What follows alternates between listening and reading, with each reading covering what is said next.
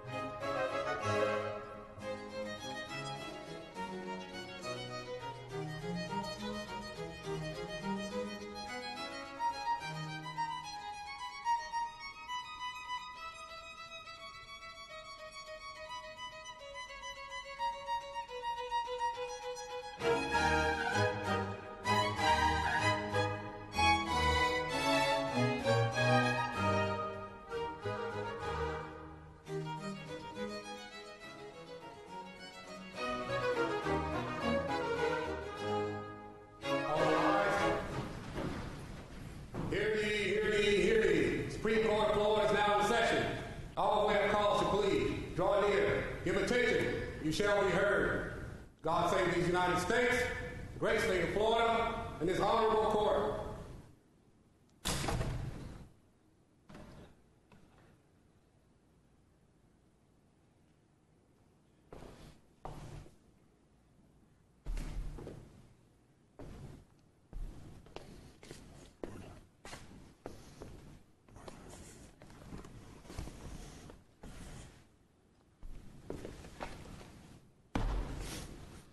Ladies and gentlemen, Supreme Court of Florida, please be seated.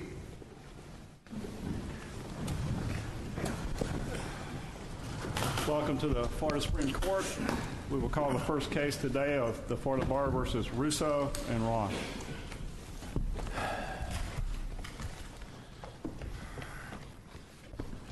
May it please the Court, Chief Justice Polston, Associate Justices of the Supreme Court. My name is Daniela Roseti, and I represent the Florida Bar in these proceedings.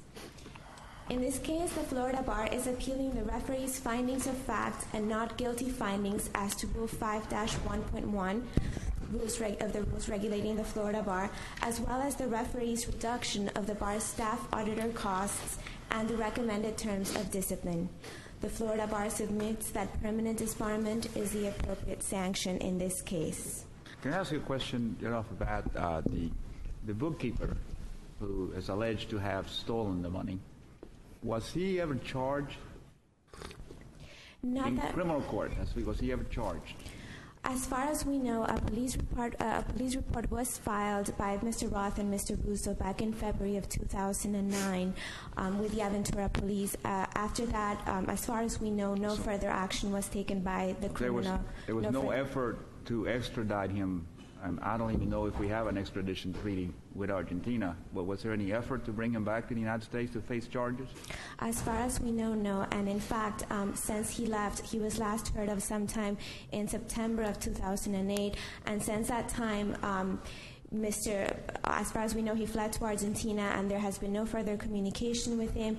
No contact has been made with him by either Mr. Roth or Mr. Russo or again any authorities. Did the bar make any findings, or was there any evidence that he was not the culprit as far as stealing the money? Well, in fact, the bar's position in this case is that it was Mr. Roth and Mr. Russo.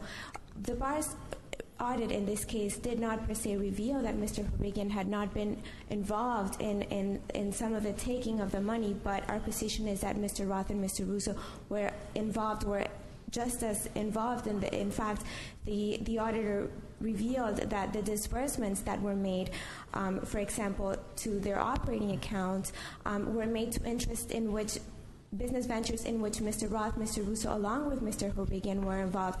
Apparently, the referee was persuaded by the fact, their position, that it was Mr. Horigian who had taken the funds, but in fact, our audit revealed that the funds were transferred to entities in which they held an interest. And did the two respondents actually sign all of the checks that were the transfer of the monies, or did this bookkeeper have the authority to actually sign the checks and transfer money? He was not a signatory in the account. Mr. Roth and Mr. Russo have argued that he forged trust account checks, which is what enabled him to make these transfers. However, Mr. Ruga, the auditor for the Florida Bar, in reviewing these checks which were allegedly forged, he saw that, again, first of all, they were disbursed to entities, they were made payable to entities in which Mr. Roth and Mr. Russo, for example, R&R Consulting held an interest. In addition to that, we saw checks in the amount of, for example, $1.80, which kind of belies any claim that Mr. Horigian had been, making these checks, issuing them to himself.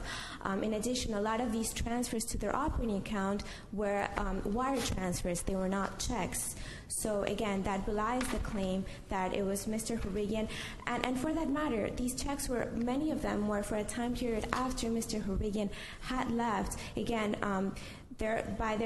based on their testimony, the last they heard of him was in September of 2008, and yet we see between September of 2008 and December of 2008 that over $1 million, $1.4 million, were still being transferred again into their operating account. So, the bookkeeper was already out of the country at that point? Yes. Which, and again, they took the position that perhaps he had maybe made some of these checks, there was a delay, I guess, in these checks being cashed, and maybe he had issued them before, but the fact is that a lot of these were wire transfers, so again, that belies the claim. These were wire transfers that were made after Mr. Horigian had fled the country, after, by their own admission, the last contact they had with him. The bar's position, if I understand you correctly, is that it was not as painted by the referee, where they came into the office one day and suddenly learned that the bookkeeper had been stealing money throughout the years to the tune of how many $1 million. Your position is that they knew about it and benefited from it. That's exactly correct. In fact, by their own admission, as early as the spring of 2008, they were aware of that there were problems. Mr. Roth testified that Mr. Horigian came to him and told him at that point that there were problems with the trust account. But there's a difference, and again, I know that the sanction you're seeking is permanent disbarment. There are tremendous, in my view, violations of multiple Florida Bar regulations regarding trust accounts. The question as to whether before they, quote, discovered it, they actually benefited financially. The referee did not find that. He found the respondents to be credible on that issue. Over and over, the bar always says you have to defer to the referee's findings of fact. Are you asking us to reweigh and find that there was direct financial benefit, in other words, that they were in fact stealing from the trust account in order to find disbarment, or is the bar's view that regardless of whether they directly benefited, the sheer amount, $4.8 million, over the sheer number of months or years, makes them responsible as the attorneys? And because to me, I think this is a major issue, whether they benefit. If they benefited, then there's no question. Now we have it at the same level or more than other cases where we have either imposed disbarment or permanent disbarment. So how do we do that, and how do we reweigh that the referee found that there was no financial direct financial benefit? Yes, Your Honor. And yes, the bar is in fact appealing the referee's findings of fact and the not guilty finding as to Rule 5-1.1. And, our position is that, yes, in fact, they did benefit because, again, at a time when they were aware of the shortages, of massive shortages in their trust accounts, they were transferring funds into their operating account, and as a referee properly recognized, ahead of clients, placing themselves in first priority position ahead of their own clients. Well, that's that we can find because that happened. In other words, we know that happened, that they transferred money and then they made decisions to who to pay. But there's still one more level, that is that money was taken out to do something in their business. Are you challenging that? In other words, that the $4.5 million that was stolen, that they benefited from a huge amount of that $4.5 million personally by using it in their businesses, using it to fund college or vacations or things like that? Yes, Your Honor. I believe, again, the referee was apparently persuaded by perhaps the fact that they didn't go out and pay their mortgage or pay their Lexus bill. But yes, they did transfer funds into their own business ventures. And in fact, it was the fact that they were running their business ventures through their operating account, which this court has previously held, that running one's business ventures through the trust account is sufficient to find a viation of Rule 5-1. Well, I agree with that, and we may disagree. Just that alone may cause there to be a violation of the trust account. I guess I feel like we're still passing. So I understand that they committed trust account violations. The issue is overall the $4.5 million.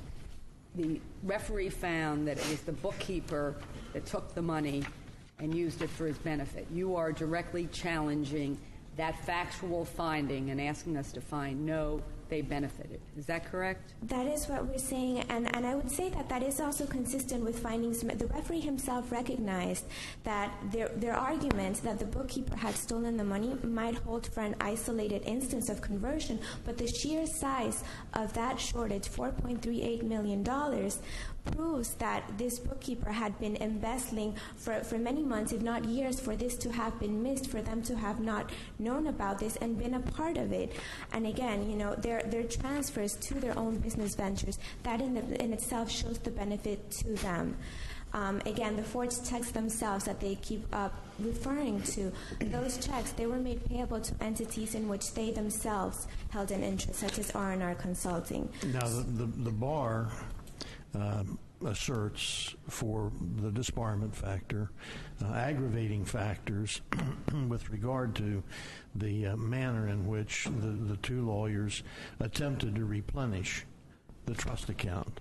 I'm not sure we've seen a case really similar to this or like this, but I'm trying to make sure that I understand this aggravating factor.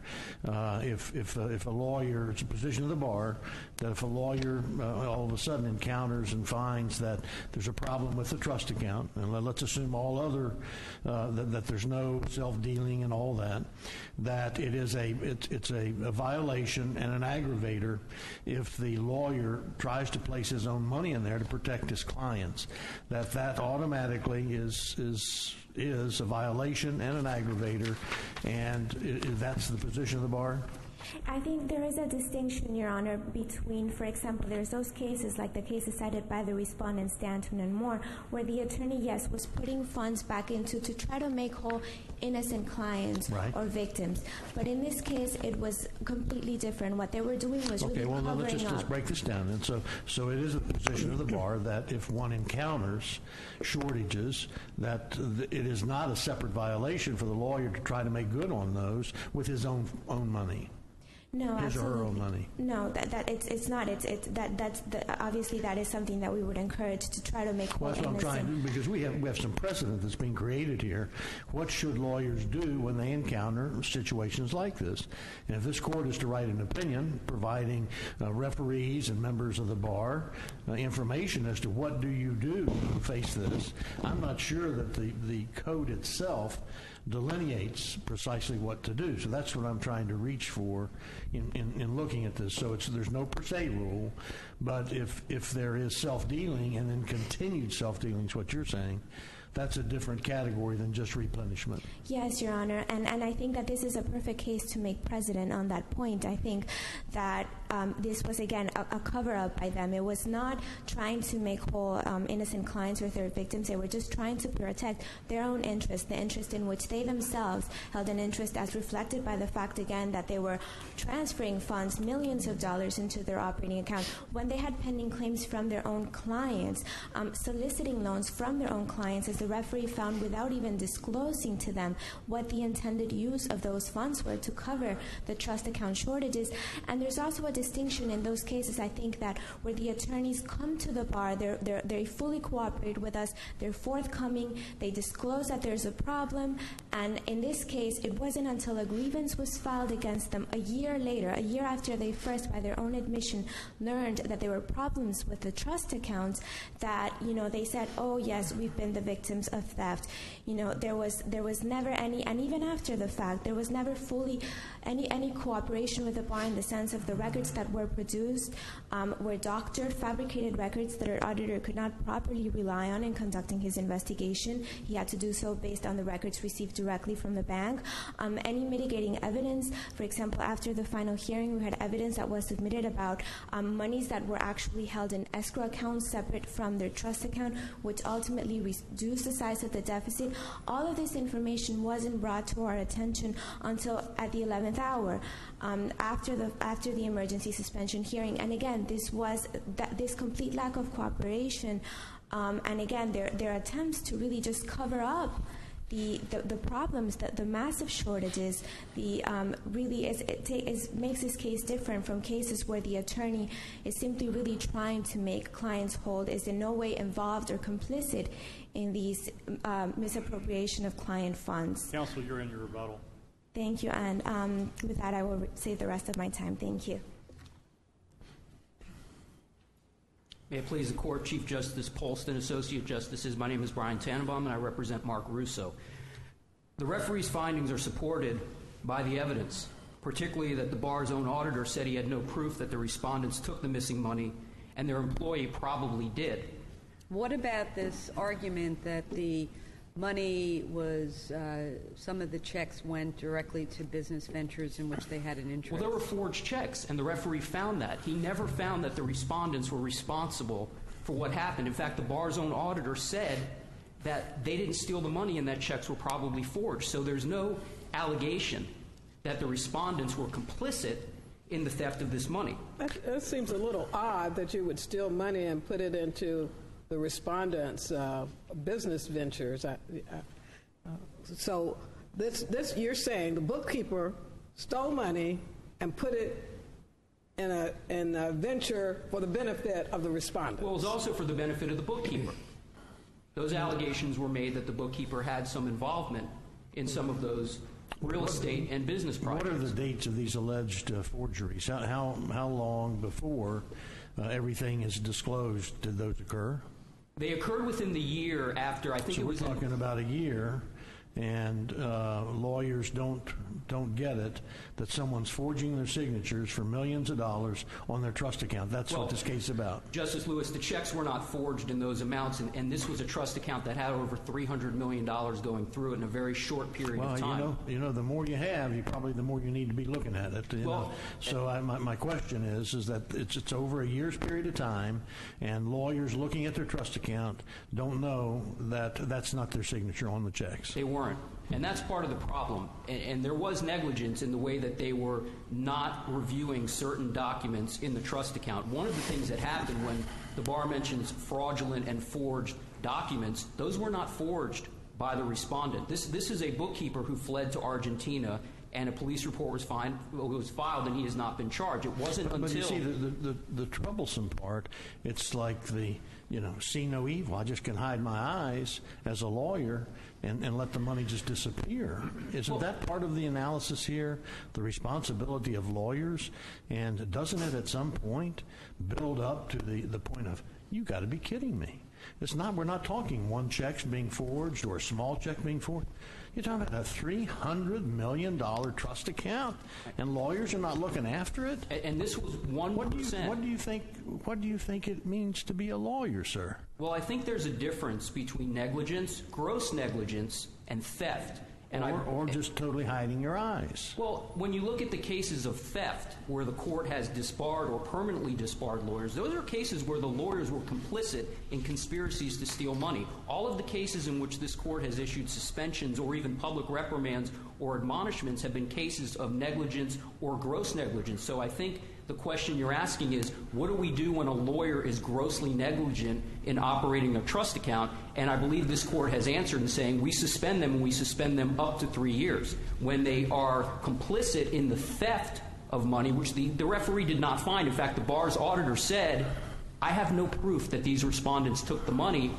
Then we issue anything from an admonishment like we did in Stanton, or a public reprimand like in Moore, or suspensions in various cases where lawyers committed many trust account violations, including using their trust account for business ventures. So disbarment is not an appropriate sanction in this case because the referee did not find intentional misappropriation. When did the checks, what's the amount that was stolen? $4.3 million. All right. What's the largest check that was written? I don't know, Your Honor. But they were not checks. It wasn't like $2. Was it $100,000? Was it? I don't know the amounts, but they weren't in millions of dollars. So there was tons of checks then. Were there tons of checks? I don't know that there were tons, but there wasn't enough where they bounced. See, for us up here, $4.5 million sounds like a lot of money. So the question I have, and all of us have private practice, have had to deal with trust accounts, is that I can understand an argument where somebody in 1 month steals a large amount of money, and then you say, oh my God, this happened, and then now we go to the next step. But how many months did this span, this theft from the trust account that belongs to not the lawyers, but to their clients? It was over at least a year. And to answer your question, when you have $340 million running through a trust account, candidly, $4.3 million missing out of that trust account may not be noticed, especially by lawyers who aren't paying attention to what's going on in their trust account and being presented with fraudulent documents saying everything's okay. Well, where were those checks? Who were they written to? They were written to various entities. They were written to projects. They were written to just various. Projects. None of them were written to the respondents. None, not one. Were they written to projects that the respondents had a direct financial interest in? Yes, but right, again, and that doesn't. What would those projects have had to do? Were there some monies being held in trust because of those projects? Yes, people had put down deposits on projects, and those monies were being held, and the lawyers. What kind of business were they in that there was $300 million in their? They were real estate lawyers, and they were involved in the development of certain projects in which they had clients and other investors. So is the message that the larger the amount you hold in the trust account, the more you can be free to ignore the quote the small transgressions? Is that what we want to tell lawyers? It would be clear that they wouldn't be noticed, and when someone's trying to commit a crime by stealing money, that's how they do it. I think this whole idea that the bookkeeper is operating this trust account and the lawyers are not directly involved is something that if you're saying, do our rules allow it, but don't they require the lawyer to have direct supervisory authority over the bookkeeper? Yes, but what's interesting is in Stanton, before he had a problem, Lomas came in from the Florida bar and said, this is how you operate a trust account. He ignored that advice, and when that case came to the court and the bar wanted a public reprimand, this court reduced that sanction to an admonishment, and that was a case where there was employee theft by a bookkeeper where Stanton was not paying attention to what was going on in the trust account. And I see I'm out of time. Thank you. Thank you. Good morning. Andrew Berman from Young Berman Carf Gonzalez for Mr. Roth. Just to pick up on the point that counsel was making, in Stanton, you had a situation where Lomas came in and said, one of the most important things you can do is make sure that a lawyer, you yourself, Mr. Stanton, or another lawyer in the firm on a monthly basis reconcile the trust account balance, the trust account ledger cards with the bank account balances. He didn't do that. He didn't follow Lomas's advice. And that's what caused the problem. Had the lawyer done it, it could, you know, the problem would have been caught in a month or two. Well, how did this occur? What should your lawyer have done to catch this in a month? What they should have done is, in answering that question, I want to ease into Moore. What happened in Moore is what happened in this case. In Moore, the bookkeeper was giving each lawyer a reconciliation on a monthly basis of their own clients' trust funds. So it was sort of like divide and conquer. So if there are 6 lawyers in the firm, the lawyer over here, the accounts always reconciled, and the lawyer over here, they reconciled, and no one looked at it from 30,000 feet to see the huge deficit. That's exactly what happened here. Mr. Roth testified that on a monthly basis, he was an immigration lawyer, so he had very little trust funds in the account. He said on a monthly basis, Mr. Harigian would give him a reconciliation of the monies that he had in trust, and it always reconciled. And he did that. So there was at no point during all of this, there was no outside auditor who came in and made sure that all of these trust accounts, I mean, with $300 million, wouldn't you think that would be what a reasonable person would do with that kind of money? Mr. Harigian was trained as an accountant. He'd come down here from New York to work for the firm, and he had an accounting background. But he was on the inside. He was the person who was actually writing checks, correct? Yes. And doing their whatever internal reconciliation they were doing. Justice Chris, I agree with you, and I think that rather than having lawyers on an annual basis electronically file and say that the trust account's in order, maybe the time has come to have a CPA audit these things. I know my firm, we have very few transactions in trust, and I have our CPA come in quarterly in order just to make sure. And maybe that's the direction we should be going. Well, let me ask you this. When the respondents first became aware of a shortage in the trust account, what did they do? The first time that they became aware was in June of 2008, and Mr. Roth was approached by Mr. Harigian and say that there's a problem with the trust account, I'm trying to fix it, I need $100,000. Did they notify the bar? They did not notify the bar. Why did they not do that? Didn't cross their mind. Mr. Roth testified that his first and foremost, he wanted to protect the clients. And how long after that point was it before they notified the bar? They called, there's evidence in the record, Mr. Russo testified that he, Mr. Kassman, who was a partner at the time, and a third lawyer called the ethics hotline and said, we have this problem of a employee stealing money, what should we do? And he testified that all 3 were told, was this person a lawyer? And they said no, and they said there's nothing the bar can do. It was bad advice, but they relied upon that. And they did that in the same time frame that they called the police. They notified the insurance company. And Mr. Russo hired Mr. Tannenbaum to get involved and guide him along. And in fact, what they did is they shut down that trust account and they opened up a new trust account. But now, counsel is suggesting, Mr. Berman, that there were transactions and transfers after knowledge of the problem coming from the same account. I mean, that's what I understood her to say this morning. Here's the sequence of events. Money was put into the trust account in June and July of 2008 to offset the shortages. Now, you all know because Rule 4-5.1 has 6 provisions where money, you get a problem with a trust account where money is not collected for reasons that are legitimate. A cashier's check there's a problem with, other bank checks. So Mr. Roth told Mr. Regine, find out what the problem is. At that point, he didn't know he was the thief. He thought he was the seasoned accountant. He's going to find out what the problem is. Several months, no checks bounced. The first check bounced, I think, in December of 2008. It was at that point in time, and that check was a result of a closing that occurred in August, and a $600,000 mortgage should have been paid off, and it wasn't, and then in December is when a check bounced. And so at that point in time, when counsel talks about money coming in and out, they did not know at that point there was still a deficit. It was once the first check bounced, it was a new ballgame. And in fact, the bar's auditor testified in terms of knowledge and sequence of what they knew and when, that it was all fuzzy. And it's our position that the bar was unable to meet its burden of proof by clear and convincing evidence that they knew at the time that they moved money out of trust. So when did the first check bounce? December of 2008. And so even though you say there was $300 million flowing in and out of this, what kind of check bounced?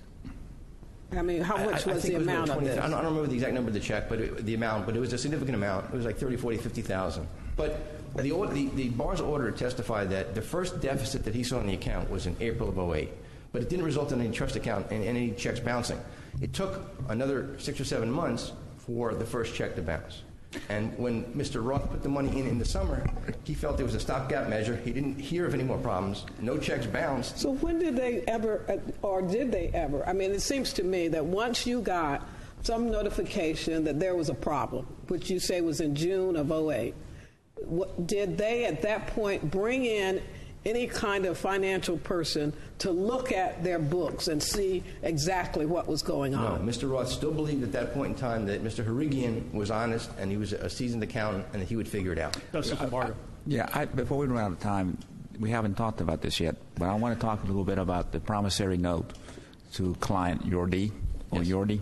Yes. When, in the scheme of things, did that occur? That was in July of 2008. So that was after they discovered the shortages. The first request for funds was in June, and my client wrote a check for $100,000.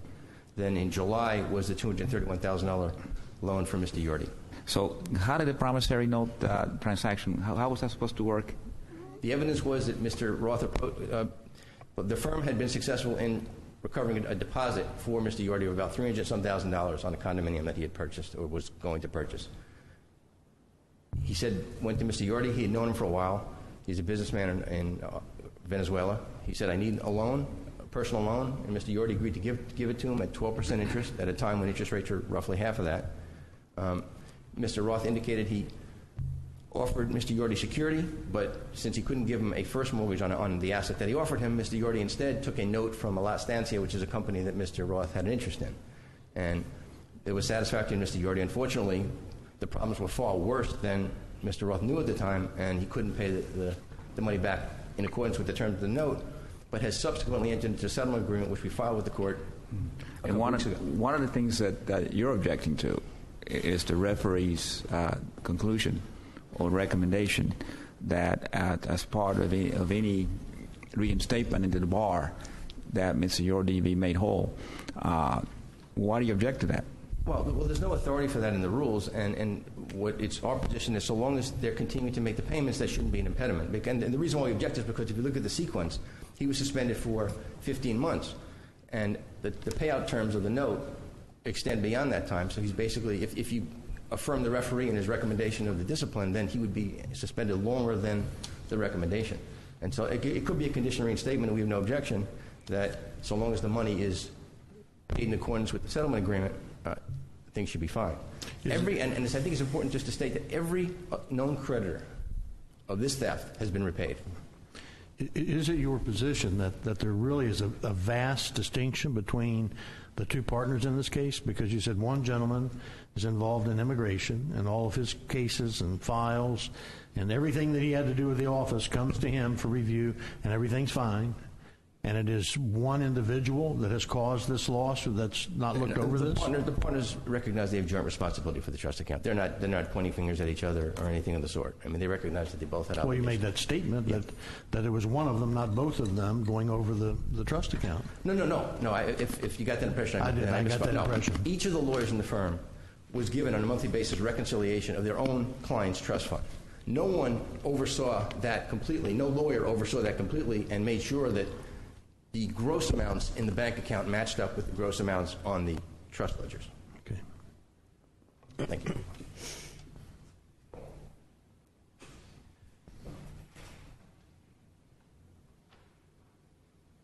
If I may, very briefly, touching on a point that was brought up by Justice Lewis with respect to, I guess, the timeline from when they first discovered this, that there were problems with the trust account and they're coming to the bar. Again, it was a year later. They learned of these shortages in the spring of 2008, and it wasn't until a year later in 2009 February when a grievance was filed by a former client who claimed that a mortgage had not been satisfied that they first responded to the bar.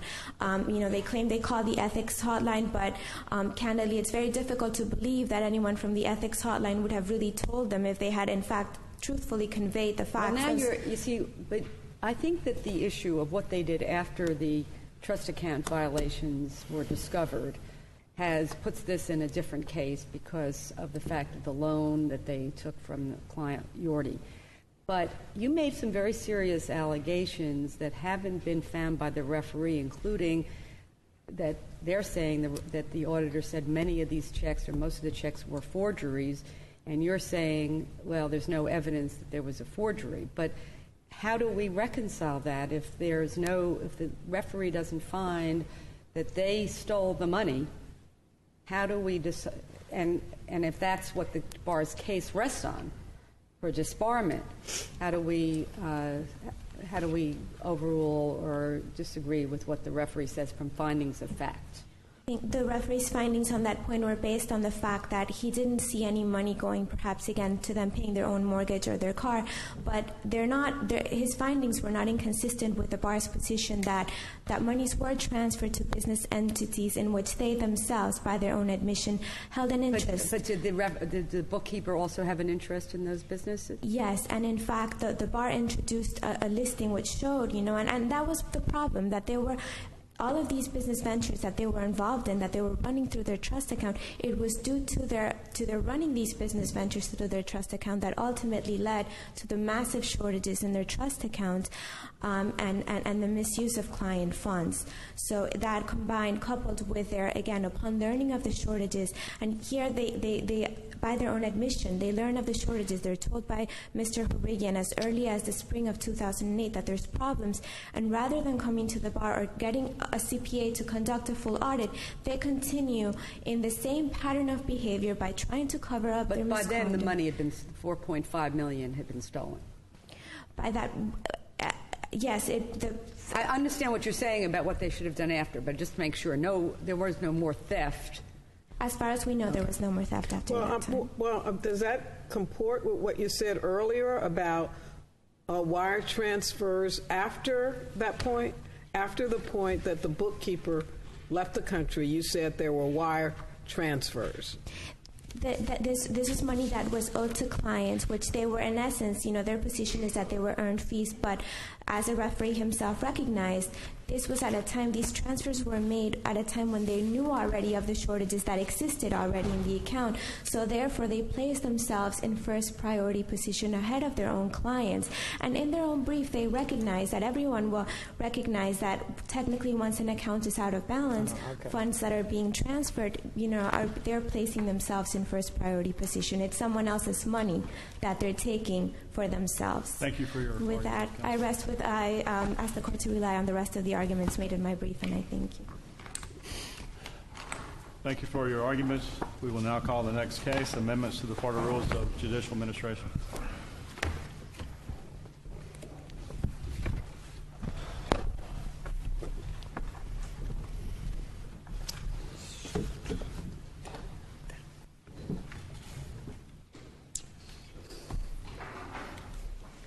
I read this one on my iPad, and I left my iPad back there.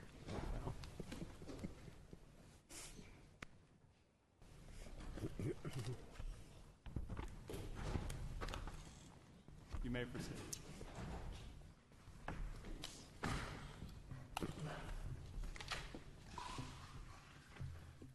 Thank you, Your Honor. May it please the court. I'm Talbot Dallenberg with Patsy Palmer, representing the Chief Circuit Judges in Florida in this rulemaking proceeding. 4 judicial organizations will address the court today. All 4 are opposed to the term limits on chief judges, and all 4 oppose the rule relating to advocacy before legislative bodies. The idea of a chief judge of a circuit actually originated in the statutes. In 1971, the Florida legislature looked at the disorganization of our trial courts and saw multiple trial courts, each of the trial courts having its own clerk, its own marshal, no unified management for the whole court system, and the legislature proposed a statute which created a presiding judge. And then that statute, the 1971 statute, was reviewed by this court, and this court incorporated the terms of that statute into a rule. In this court's opinion, you looked at the issue of term limits, You determined in that 1971 decision that there would be no term limits for Chief Circuit judges. Following the statute, the legislature proposed to the people a constitutional amendment to Article 5, and that was adopted in March of 1972, the following year. And at that point, the office of Chief Circuit Judge became a constitutional officer. And that is really significant for our discussion today because the Constitution provides, as to the Chief Judge, that there shall be a Chief Judge in each circuit who shall be chosen from among the circuit judges as provided by Supreme Court rule. Now, if this rule, announced in February of 2012, is adopted, this constitutional language will suddenly read, a Chief Judge in each circuit shall be chosen from among the circuit judges who have not previously served 8 years as Chief Judge. It is a modification of the Constitution.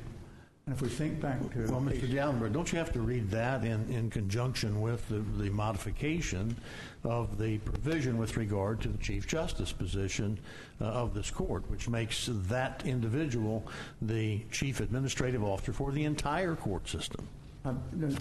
Your Honor, I think you have to read that whole section and to say that this court's got the authority. Well, I mean, isn't that what the Constitution says as well?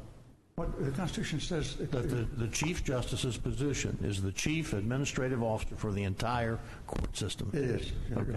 So, I mean, that must mean something as well, that Justice Polston, as Chief Justice, must have certain parameters on the administration. Constitutionally, he has that authority. We quite agree, Your Honor, but we do not. But you're saying that he does not have it.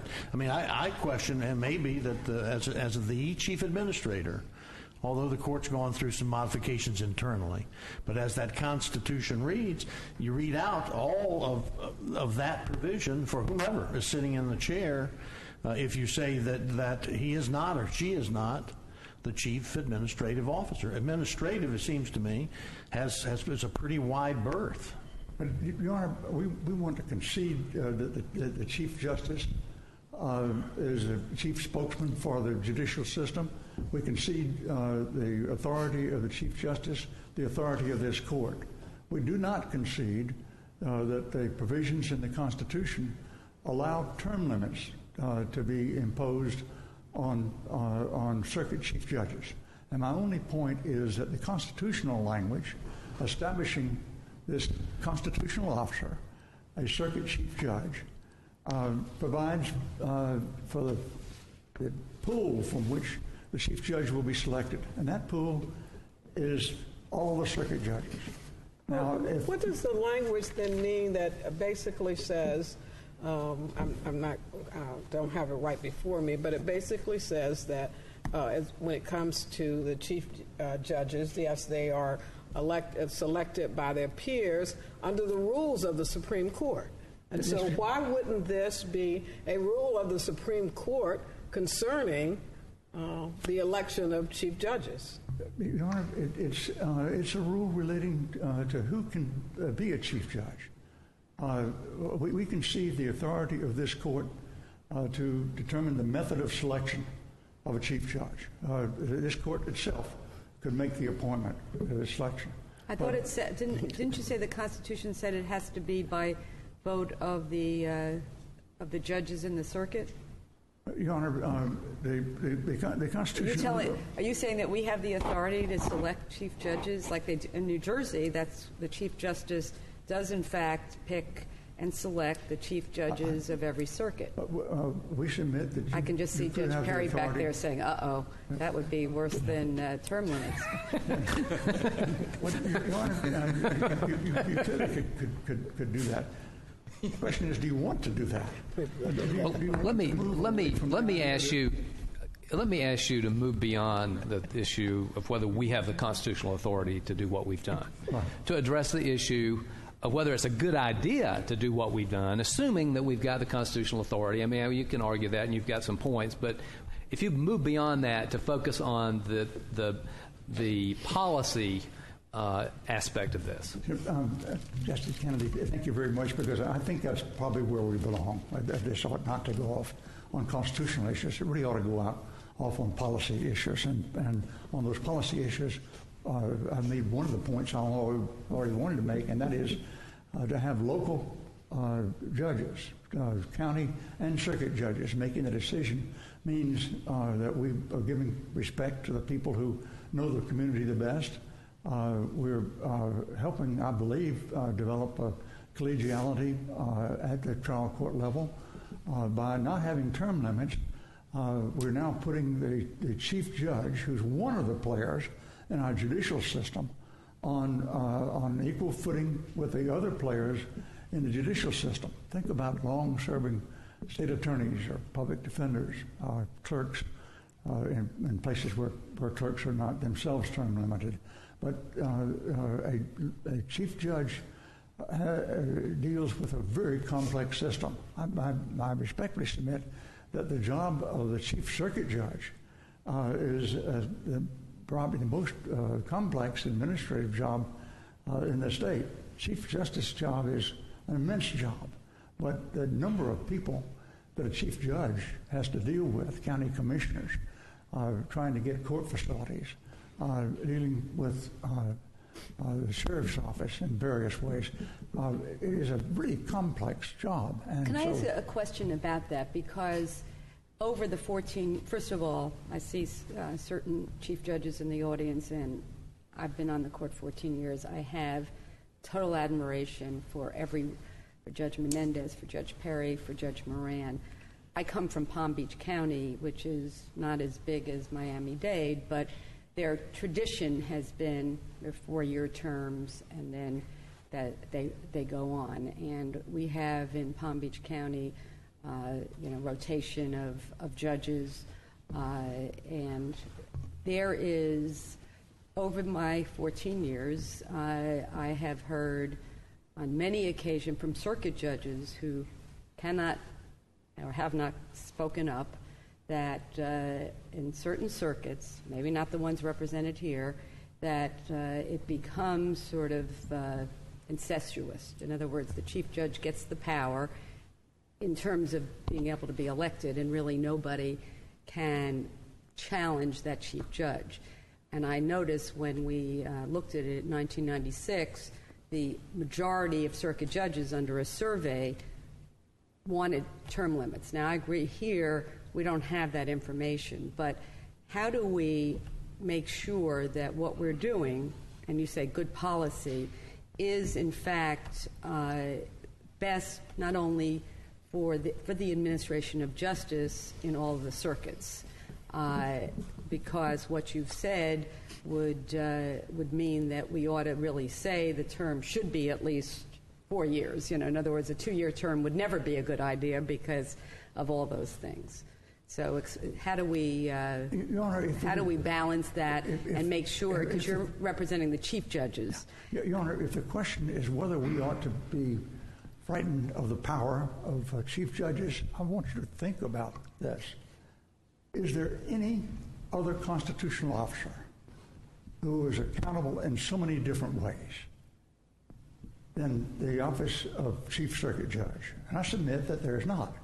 Think about all the ways. There are obviously the traditional ways that apply to all judges, JQC proceedings, investigation by the legislature, and possible impeachment. But beyond that, a vote every 2 years by secret ballot, a removal by the trial judges themselves, and removal by action of this court. Now, removal by action of this court has happened in the past. Trial judges are quite competent to vote a chief judge out if there's been any abuse of power. I respectfully submit that there are more checks against abuses of power of a chief circuit judge than any other constitutional officer. And so the mechanisms are in place and they're being used. So I don't understand the argument that somehow chief judges are going to get out of control. If they do, we're not using processes that are available to us. I'd like to move on to the communication rule, if I may, and make this final point. There are a number of submissions to this court, and none of them suggest that there be term limits for a chief judge. There was not a recommendation by the National Center Study, the consultants. There was not a recommendation of the study group itself, and we have now in commentary before the court multiple comments from judicial organizations, all three conferences, and several bar associations, and all of these are opposed to the idea of term limits for chief judges, and we hope that the court will look at those closely. Looking at the communications rule, we have submissions there. First of all, as this court says itself in its February 2012 opinion, you can't adopt this rule on communication without repealing Florida Statutes 26.55. And my question is, why would the legislature want to cut off that form of communication? And maybe another question is, why would this court not want to promote this kind of communication? Are we talking about the specific issue of the budget and compensation? Have you been, having been Chief Justice, Judge Perry was head of the Trial Court Budget Commission.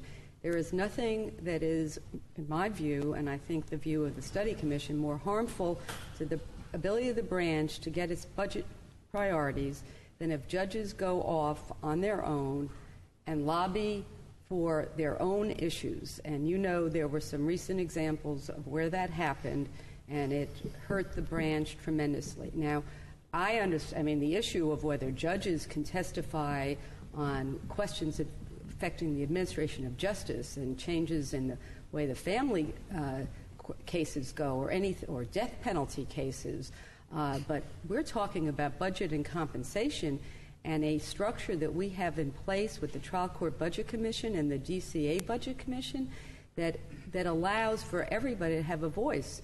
So all this says is it's except as long as you make clear that you're expressing your own personal views, this should come through the Chief Justice. Your Honor, this court obviously needs to worry about the points that you made, and our submission is that the court is really wise to have leadership come from the Chief Justice and from this court, so we don't contest that. On the other hand, we think it is a mistake to adopt a rule restricting speech. There are two major reasons for this.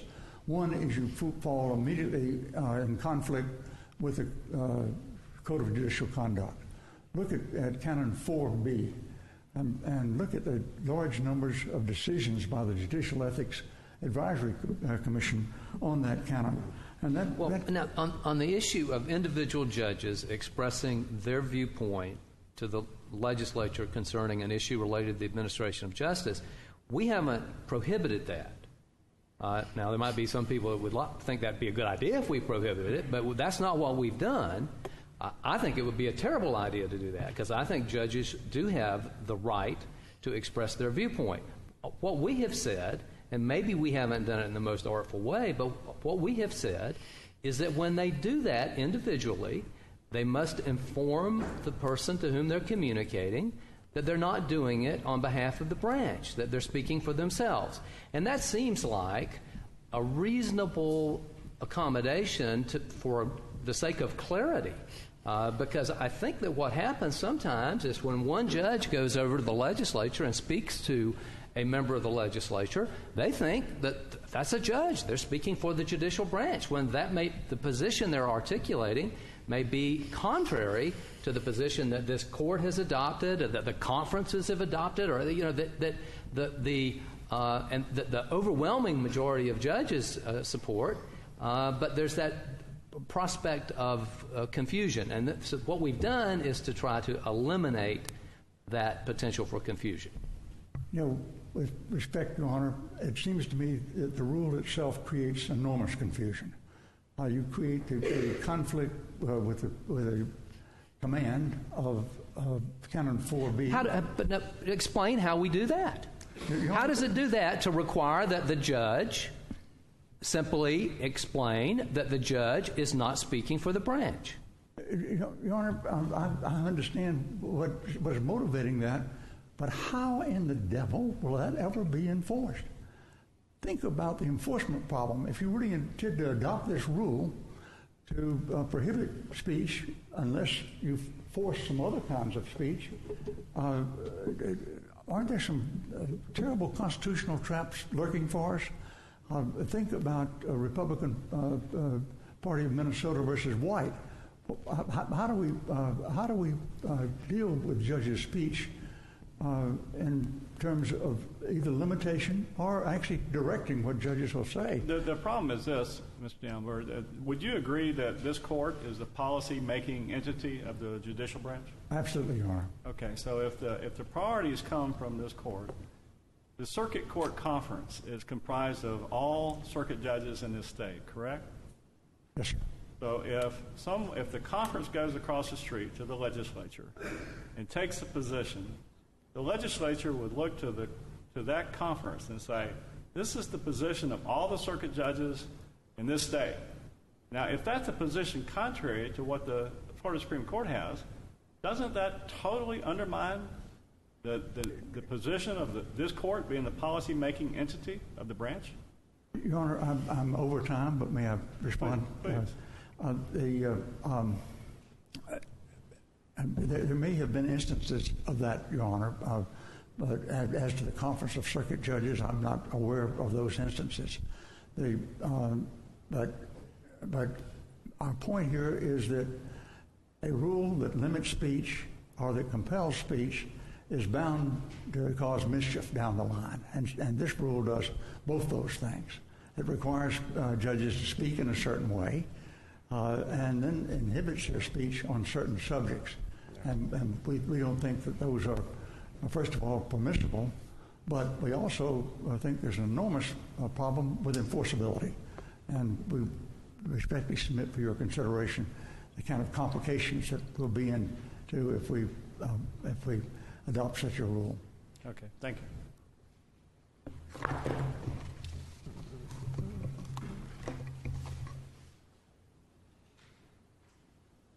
May it please the Court. Good morning. I'm Ron Ficarota. I'm a 13th Judicial Circuit Judge, and I'm the immediate past chair of the Florida Conference of Circuit Judges.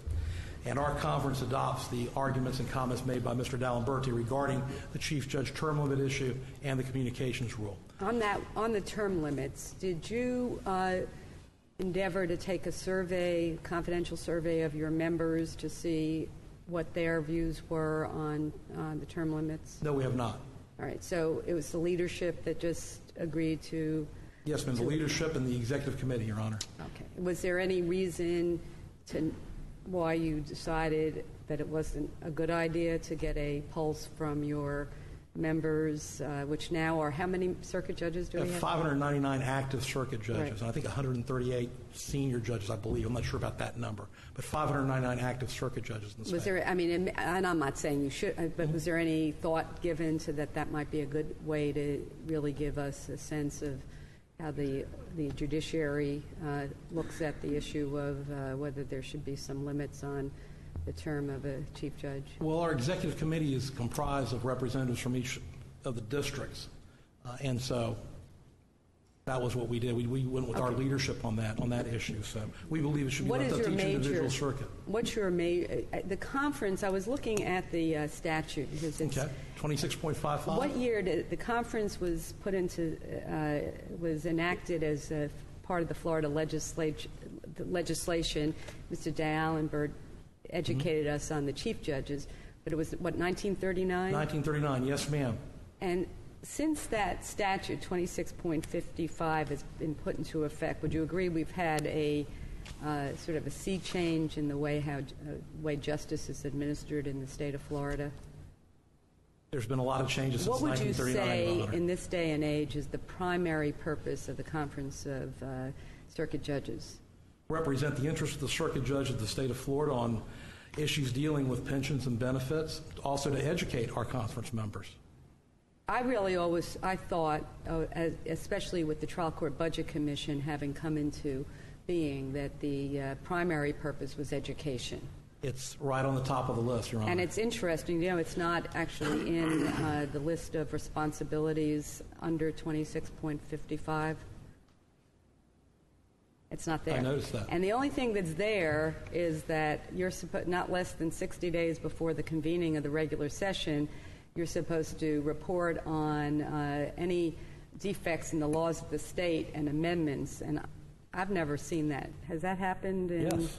It happens every year? Happens every year, and I'll make sure to send you a copy, Your Honor. Thank you. That would be very... I think it was sent to the Chief Justice. I'm not sure, but we file that every legislative session. Okay.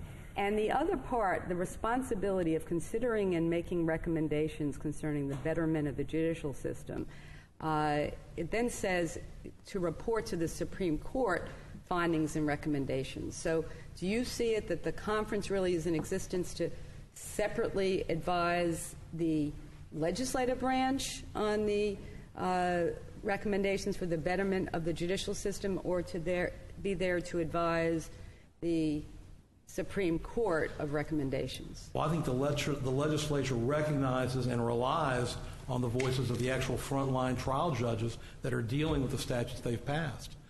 But we worked well with the Supreme Court. Our conferences worked well with the other conferences, with the Trial Court Budget Commission. And I totally agree that the conferences over the last decade we have all worked harmoniously together, which is why I was sort of surprised to see the conference being concerned about the changes that were being proposed, not the term limits, but all the other parts where we've really said that nobody is going to be going across to lobby the legislature on budget and compensation issues unless it goes through the Unified Committee on Compensation, where all judges have a voice. If it goes through the Trial Court Budget Commission, where it's that's the mechanisms that we now have for budget and for compensation. And it's worked well, Your Honor, since we've been speaking with one voice. The last few years we've had these legislative or these judicial summit meetings bringing all the leaders together to make sure that we speak with one voice,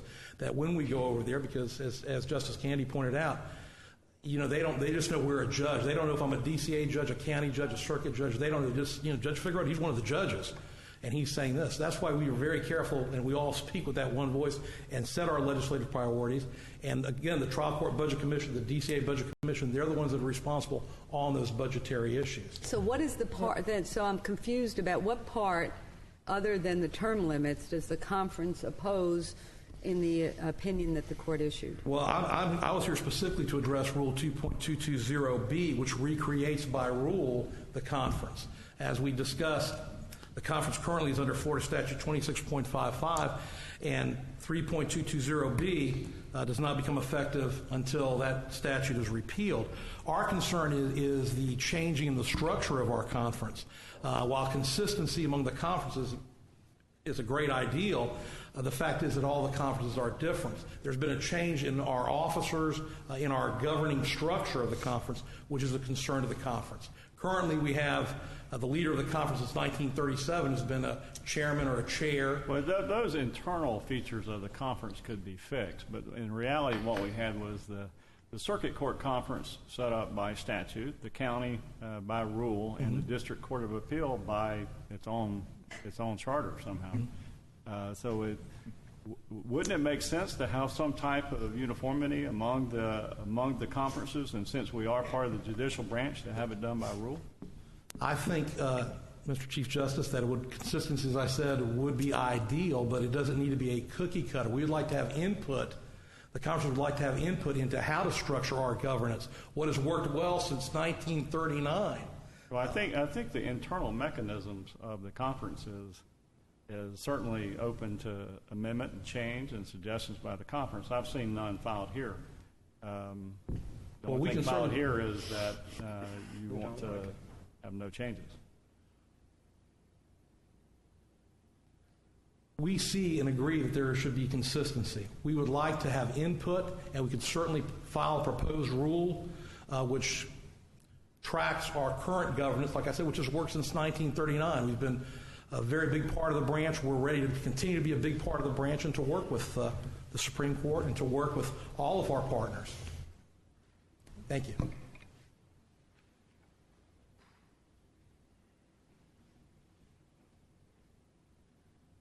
Good morning. May it please the Court. My name is Kim Carlton Bonner. I'm here on behalf of the Conference of County Court Judges, specifically to address certain parts of the rule that we feel disproportionately have an ill effect, particularly on small county and single county judges. We are also in agreement with the DCA judges, the chief judges, and the Circuit Court Conference with regard to the arguments that they have made to this Court.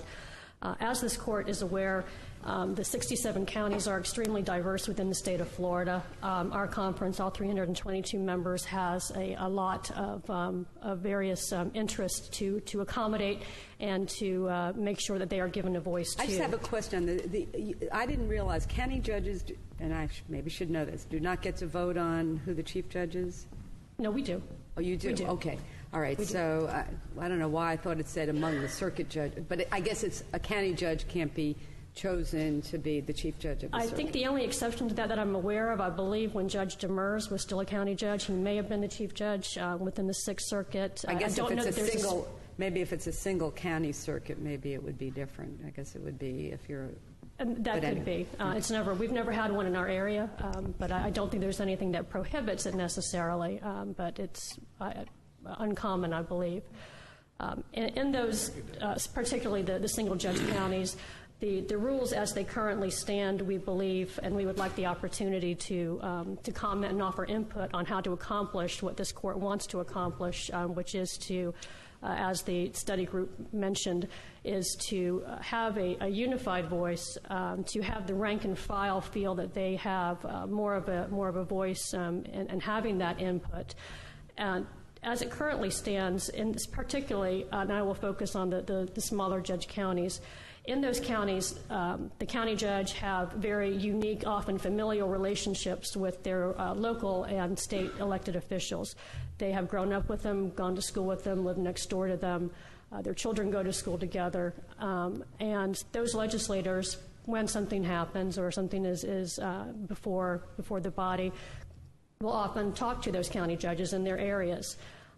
Those county judges, to my knowledge, have not in any way advocated or made any statements in particular that would be against either a position this Court has taken or a policy that it would hold. But the institution as it's set up now to obtain certain approvals, we believe, is overly broad and does not practically allow a way for it to be enforced as some... So let me ask you this. Are you talking specifically about pay and benefits kind of issues, or what issue exactly? Because as I understand it, the Conference of County Court Judges also has membership on the Unified Compensation Committee, correct? We do. I will tell you, with regard to the rule itself says, including budget and compensation issues, it's not exclusive to those. And there are other local issues. I mean, in addition to the state budgeting and all the issues with regard to salary and benefits, there are often in these counties issues that have to come before a county commission, for example, for funding of specialty courts or teen courts, with regard to technologies, with regard to courthouse issues, with regard to security. Many of those things happen on the local level. So despite the fact that funding for the most part has shifted to the state, in those counties, those relationships, again, are extremely important. And I understand that there are still things that that county commissioners pay for in the counties and the circuits. But I guess I'm concerned about what exactly it is. I'm really not, I don't have a handle on what exactly it is that county judges feel that has been taken from them by these rules, because as we've already discussed, the rule says you can go over and talk to whomever you want to talk to, as long as you make it you make it clear that you are talking individually.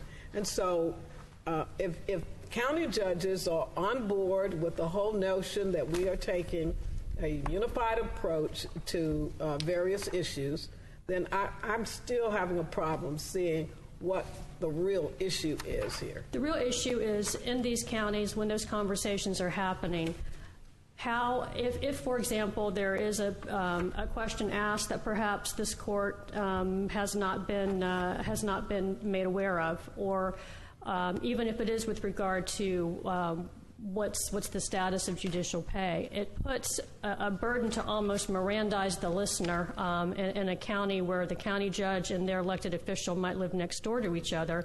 And I understand the policy and the reasons behind doing this, but as a practical matter, how do you enforce it? What is it they're supposed to say? And there is no provision in the rules for obtaining any type of approval by this court. You know, Mr. Dallenberg also talked about enforcement, and I guess if we're all in this together, why do we concern ourselves with enforcement? If we are all a part of this branch and we all want to do whatever is in the best interest of the branch, then why concern ourselves with enforcement if we are really...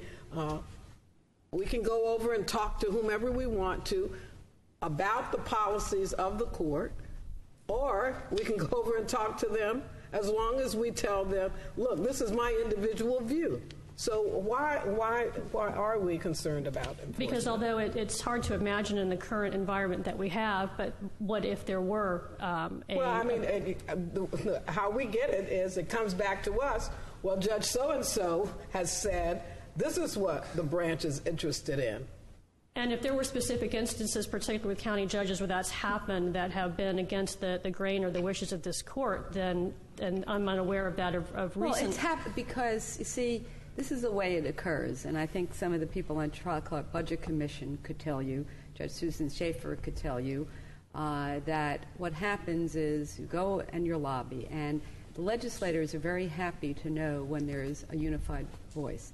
And then we're looking to, say, increase the compensation for our employees, our thousands of employees who have gotten not a raise in years. And or we're trying to get more judges, whatever it is. And a legislator says, well, you know, so-and-so, or I've talked to people, and they say that really just give us more pay, we'll work harder. I'm not saying specifically that's the quote, but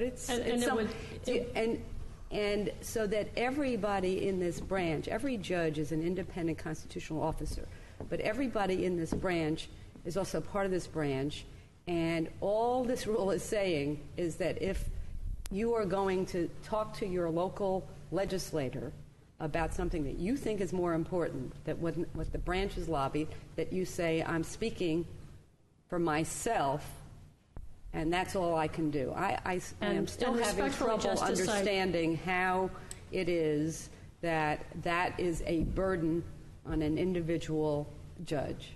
And respectfully, Justice, I think as currently worded, the rules suggest more than that. And with regard to the uniform committees, for example, I would note that with the 322 members of the county court, this court selects those bodies that give it advice, and we believe that, if given the opportunity, we would like to present to the court the position or an idea to consider, do you have any...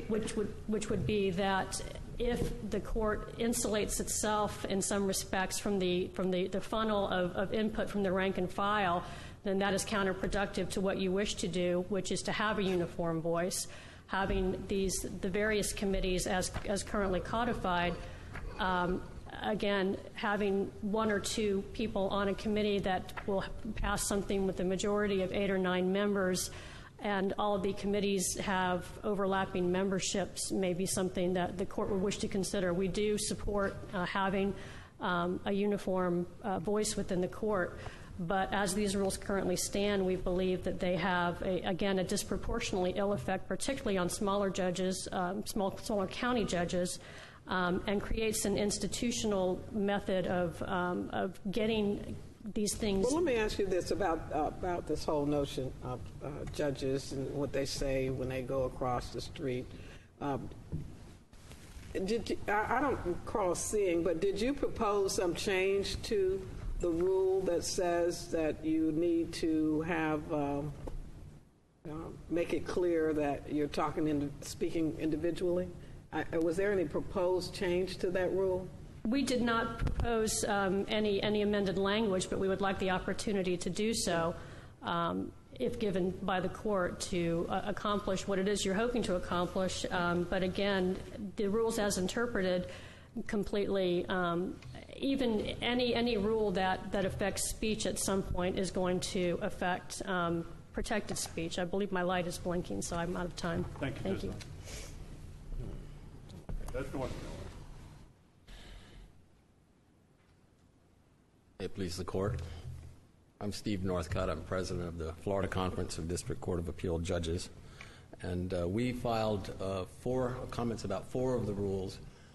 My colleagues have touched on 2 of them, and I don't propose to belabor that points unless you have some questions, maybe not on the last subject, but I do want to endorse and adopt the positions and the arguments that my colleagues have made as to those points. And I also want to point out that the district courts of appeal are in a slightly different situation with regard to 3 aspects of the rule change. And the first difference between the DCAs and the trial courts generally is that for 55 years, Florida law has specified that the selection of a district court chief judge is by the judges of that court. And I think Your Honor pointed out, or it was pointed out today, that the rule doesn't actually say that with regard to circuit courts. So we do have that difference, and that was written into the statutes in 1957 when the DCAs first came into existence, and it's still on the book, section 35.12. Then in 1972, with the revision to Article 5, we have the current provision, which is at Article 5, Section 2, Parent C. And it actually states it a slightly different way. It specifies that a chief judge for each district court of appeal shall be chosen by a majority of the judges. The statute doesn't say that. You're addressing the removal aspect? I'm addressing the removal aspect and the term limit aspect, because we contend that both of them impinge on the authority of a majority of the judges of a district court of appeal to choose their chief. This court, earlier this year, in the Telly case that has been submitted in writing, I think, by Mr. Dallenberg, wrote that, well, let me see if I can find it here. Withdrew from the previous Cook case on the issue of whether charter counties can impose term limits on their local officers. And this court wrote that Cook undermined the ability of counties to govern themselves as that broad authority has been granted to them by the Constitution. And now this power granted to district court judges by the Constitution is not so broad. DCAs have home rule power. We have home rule power with respect to the selection of our chiefs. That's about it. And so it's the same principle applies. Now, don't get me wrong. We think that the narrowing or the draining of the pool of circuit judges who are available to be chiefs is not a good idea. I mean, we don't think it's good policy to impose term limits across the board for a variety of reasons that we have outlined in our written submission.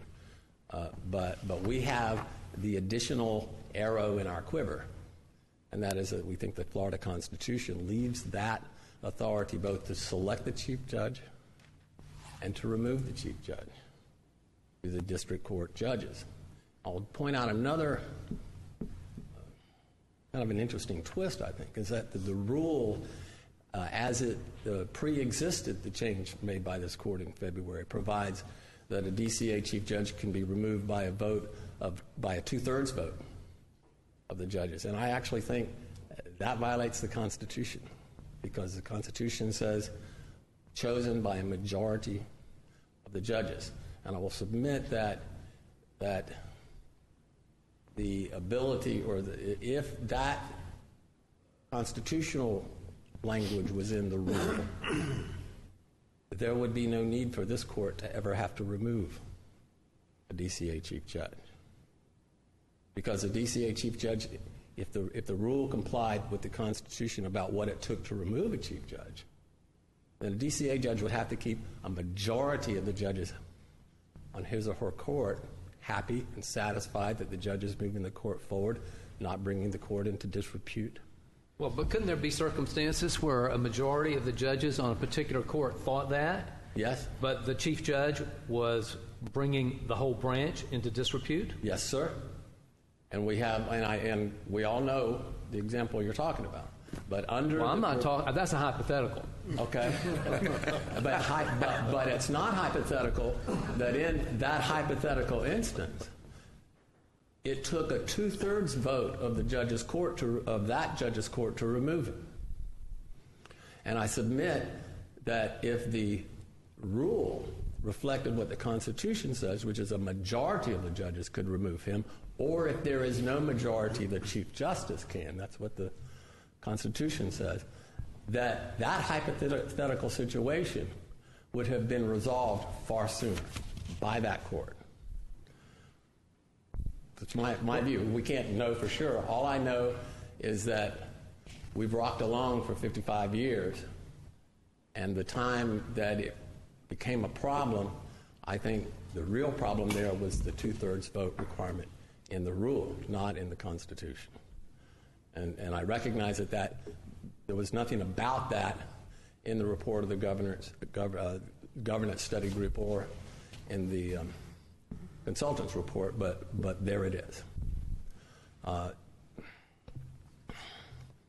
If the court has no more questions or comments about that, I would like to turn to our last point, which has not been raised by my colleagues, and that has to do with the provision inserted for the first time for the DCAs that the failure of a judge to comply with the directive or order of a chief judge is deemed a neglect of duty, and the chief judge can essentially institute a disciplinary process against that judge. Because one of the differences between the trial courts and the DCAs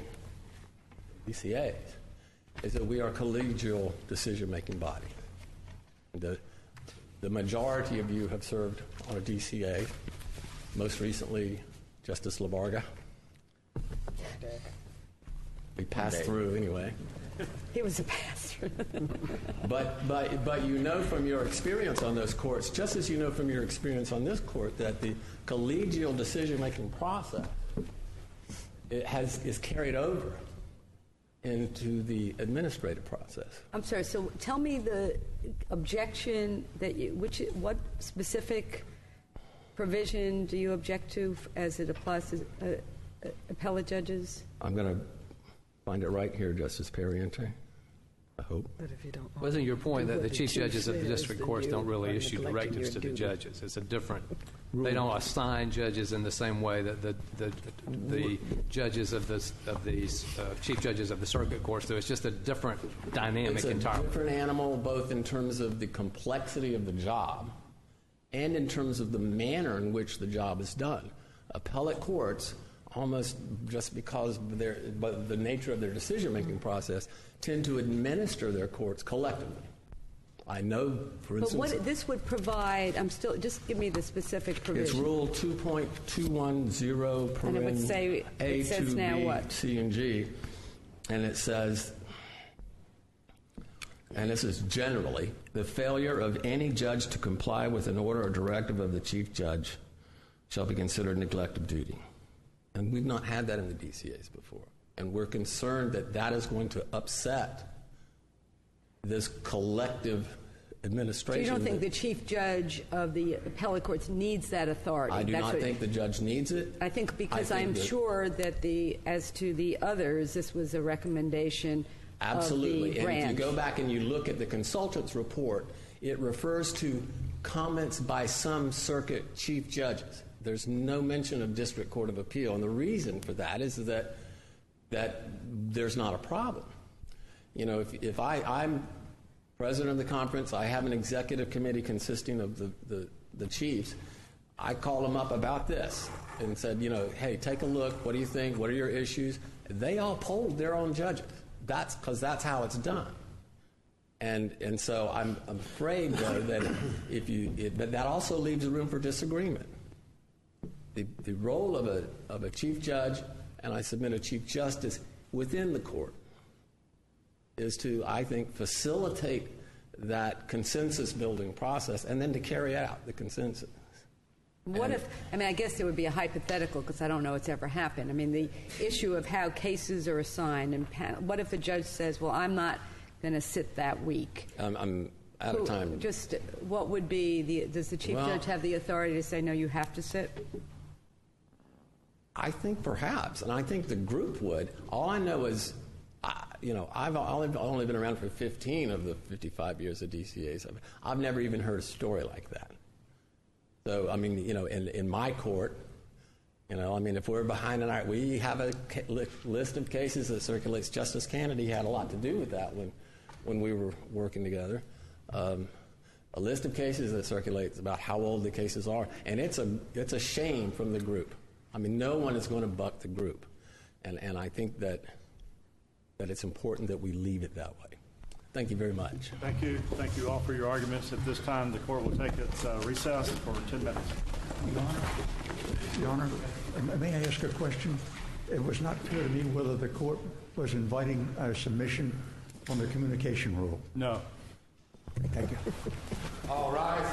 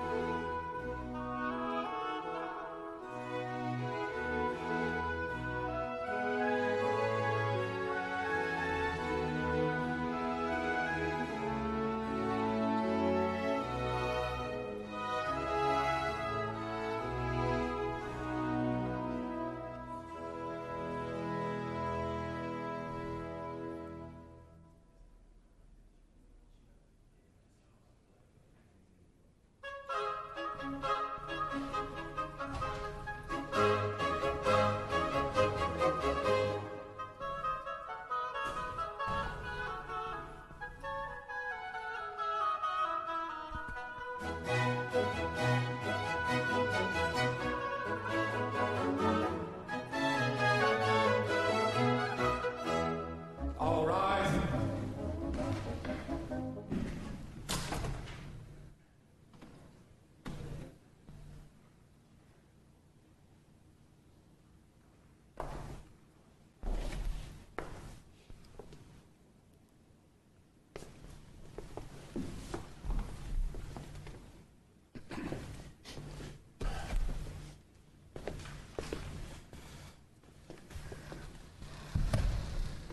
Supreme Court of Florida is now in session. Please be seated.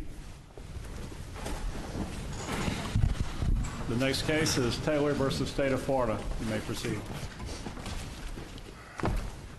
May it please the court. My name is Frank Tassoni. I represent Mr. Taylor in this action on appeal. And also I would focus primarily and probably solely on our Claim 1 dealing with effective use of the court or the defendant's psychologist in this case. And in this case, trial counsel indicated that Mr. Chipperfield indicated it was probably the worst set of facts he had ever heard about someone's childhood. He contacted the psychologist who was retained by the defendant. Could you give a little brief outline of how old was this defendant when he committed this crime? In his, I think, mid to late 20s, I believe. Okay. So did they call any witnesses in the penalty phase? Family members, friends, things like that, right, to describe parts of this young man's upbringing. And then there was a expert that the defendant had hired. That was who? Well, that was Dr. Kropp. Dr. Kropp was hired by the defendant. Also, there was I don't know whether he was hired or not, but there was a consultation with a Mr. Schutz. Well, what is, at the evidentiary hearing on this, normally or more, prevalent is that there's another mental expert that testifies to some things and you go, oh my goodness, how did you not portray this information? You didn't put on your own. Did not do that. So did you put Dr. Kropp on? Did not put on Dr. Kropp. We relied on Dr. Kropp, on the testimony of trial counsel and on the communications between Dr. Kropp and trial counsel. And I thought that trial counsel said, and now again, it's not really the magic words of strategic decision, but essentially that they did not see that Dr. Kropp would, on balance, help the case. Is that correct? He did say that, and I think... So, again, now we're here. The judge made what? Did the judge find that was credible, that was a reasonable strategic decision? The trial judge? Yes, he did. Okay, so how do we... what case tells us that we should, once there is a mental health expert hired, that the defense lawyer looks at what he has to say and makes a decision that on balance it will not help the case, that we would say that's an unreasonable strategic decision? And I certainly think that is the court's reasoning in a number of cases going back a while. But I guess the question that I present to this court is there any reason, any valid reason for not presenting that at a Spencer hearing? Justice Perry. Well, I thought that not only did would Dr. Kropp not help the case, was the testimony that he would hurt the case?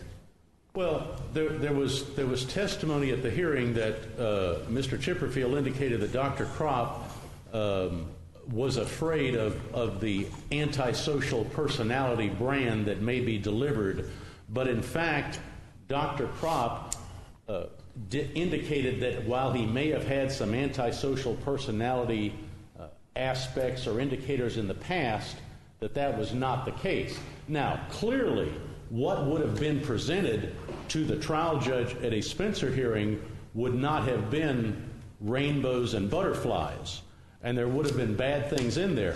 But the man had just been convicted of kidnapping and killing, and I guess my question is... So what would be... But So there were things that could have not been very pretty for Mr. Taylor. But what is it that Dr. Kropp could have offered that really would have been helpful for Mr. Taylor? I think that what he could have done and what he should have done, and I regret not putting on another expert at the post-conviction hearing at the trial level.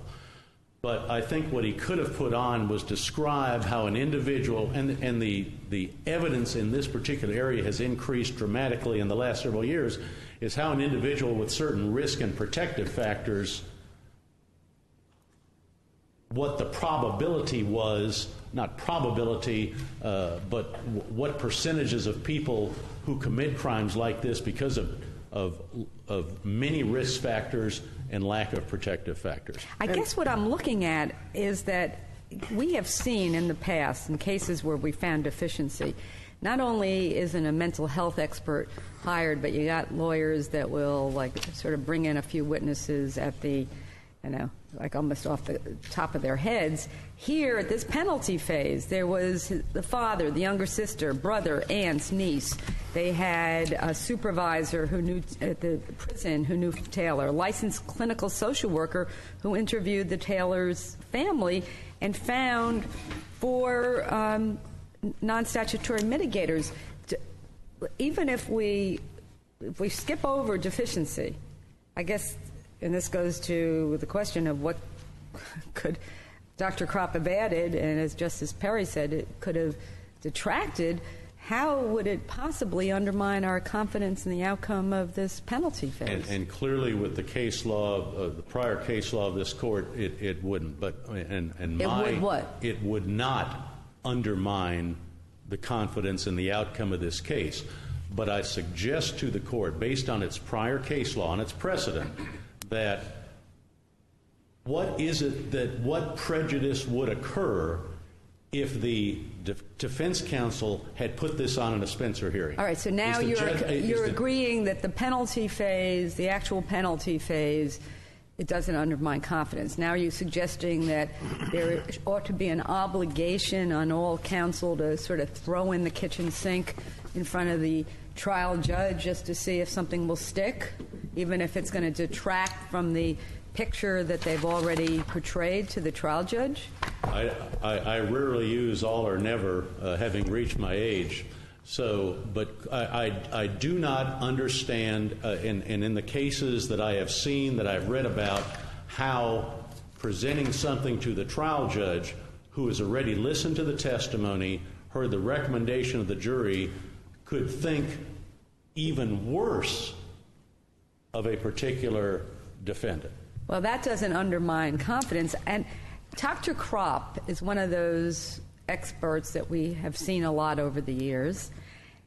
This is like the worst diagnosis for a defendant that I think I may be misremembering, but he has almost nothing that I'm seeing that was even remotely helpful. Give me what you would think. He said he had antisocial tendencies. He was impulsive and he acted without thinking. Is that the part that you would say should have been presented and would have really given a home run at the Spencer hearing? I don't know what home run would occur at a Spencer hearing to begin with, but I think what everybody is interested in and what the trial judge should be interested in is that maybe it's just human nature, I should say, rather than a legal issue. Why did this happen? And so what would Dr. Kropp have said about why did it happen? I mean, this was a robbery and a first-degree murder. A robbery. So it's not like it's a crime of passion or something. It's a calculated robbery and murder. So what is it that Dr. Kropp would have said? Well, in terms of, and this is not, and I interviewed Dr. Kropp long ago, and I'm not suggesting that what he is or what he would or would not have said at the Spencer hearing. What I do know is that that the Department of Justice, in terms of these risk and protective factors, actually predicts the probability of someone sinking to this low depth, I think that should have been presented. Have we had that kind of testimony before? I'm sorry. The probability testimony. Have we had that kind of testimony before? To my knowledge, no. Did you put on evidence at the evidentiary hearing about that, or are you just speculating? No, I did not. I admitted that up front, that I did not put on evidence, and in retrospect, that was a poor decision on my part. Well, that's helpful to clarify where we are, but the speculation is just kind of beside the point. It does no good to speculate. We can't make a decision based on that kind of speculation. Well, and I go back to my original statement, and that is, if Dr. Kropp had spelled out all the bad that he had, and whatever good he had, whatever that is, how would it have hurt Mr. Taylor at the Spencer hearing? So that's a new standard, you'd agree. I've never heard that. We would be changing. That's a change in the law. The standard would be that he should have, a new penalty, a new Spencer hearing in front of the trial judge under the theory that if you have something that wouldn't hurt, you should put it in? I mean, you're an experienced lawyer. What kind of rule of law would that be? I think it would be very, very difficult. I think that the mental health science is changing rapidly. And this is just my opinion alone. I think that is coming. But clearly... But it seems to me that your statement about the probabilities of this based on factors and people... I mean, this took place in 1999? I forget the original trial date. It was late 90s. And it just... We certainly have not, over these years, and I've been dealing with death penalty cases since the 80s, and I have never seen that kind of testimony where a doctor gets up and says that based on these factors, there's this probability, and I don't think that that's what Dr. Kropp said. So how in the world would...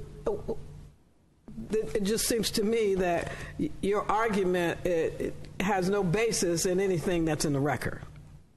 I agree that testimony is not in the record. And Dr. Kropp never said that. And Dr. Kropp never said that. So even if Dr. Kropp's have been put on the stand, that kind of information would not be in this record, correct? That there's a probability of this. I think someone asked the date of the case. I think it's a 1997 event, not 1999. Okay. Whatever I said would be simply my conversations with Dr. Kropp, and certainly not a part of the record. But and I said probabilities, and that may have been too strong a word, so I don't want to have the court believe that someone assesses certain percentages of someone committing crimes. But there have been studies, and I should have put that on at the trial court level. I think it should have been put on in front of the Spencer hearing. You're in your rebuttal. Thank you.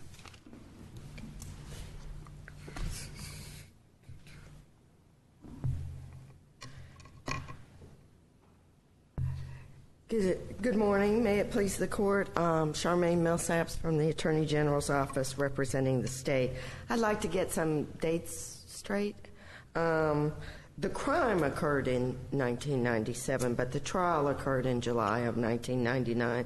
The defendant's date of birth is 9/19/1960, making him 37 years old on the date of the crime.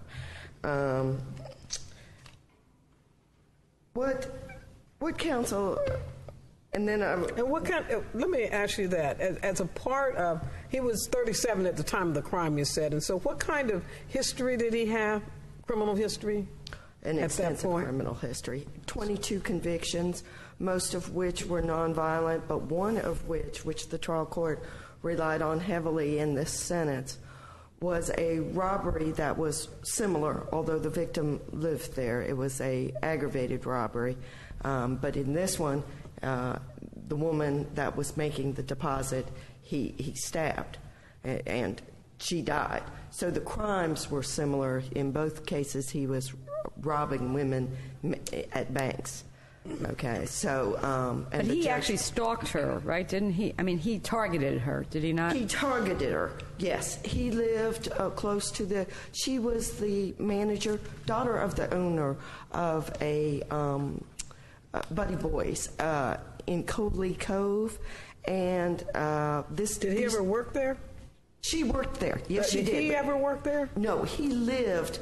He lived at a trailer park very close to it, and in smaller counties, these country stores operate as Publix /banks, and so they are significant deposits. She was depositing over $6,000. That's the cash part of the receipts that she was depositing in the bank on December 29th, 1997. So, does that answer your question, Your Honor?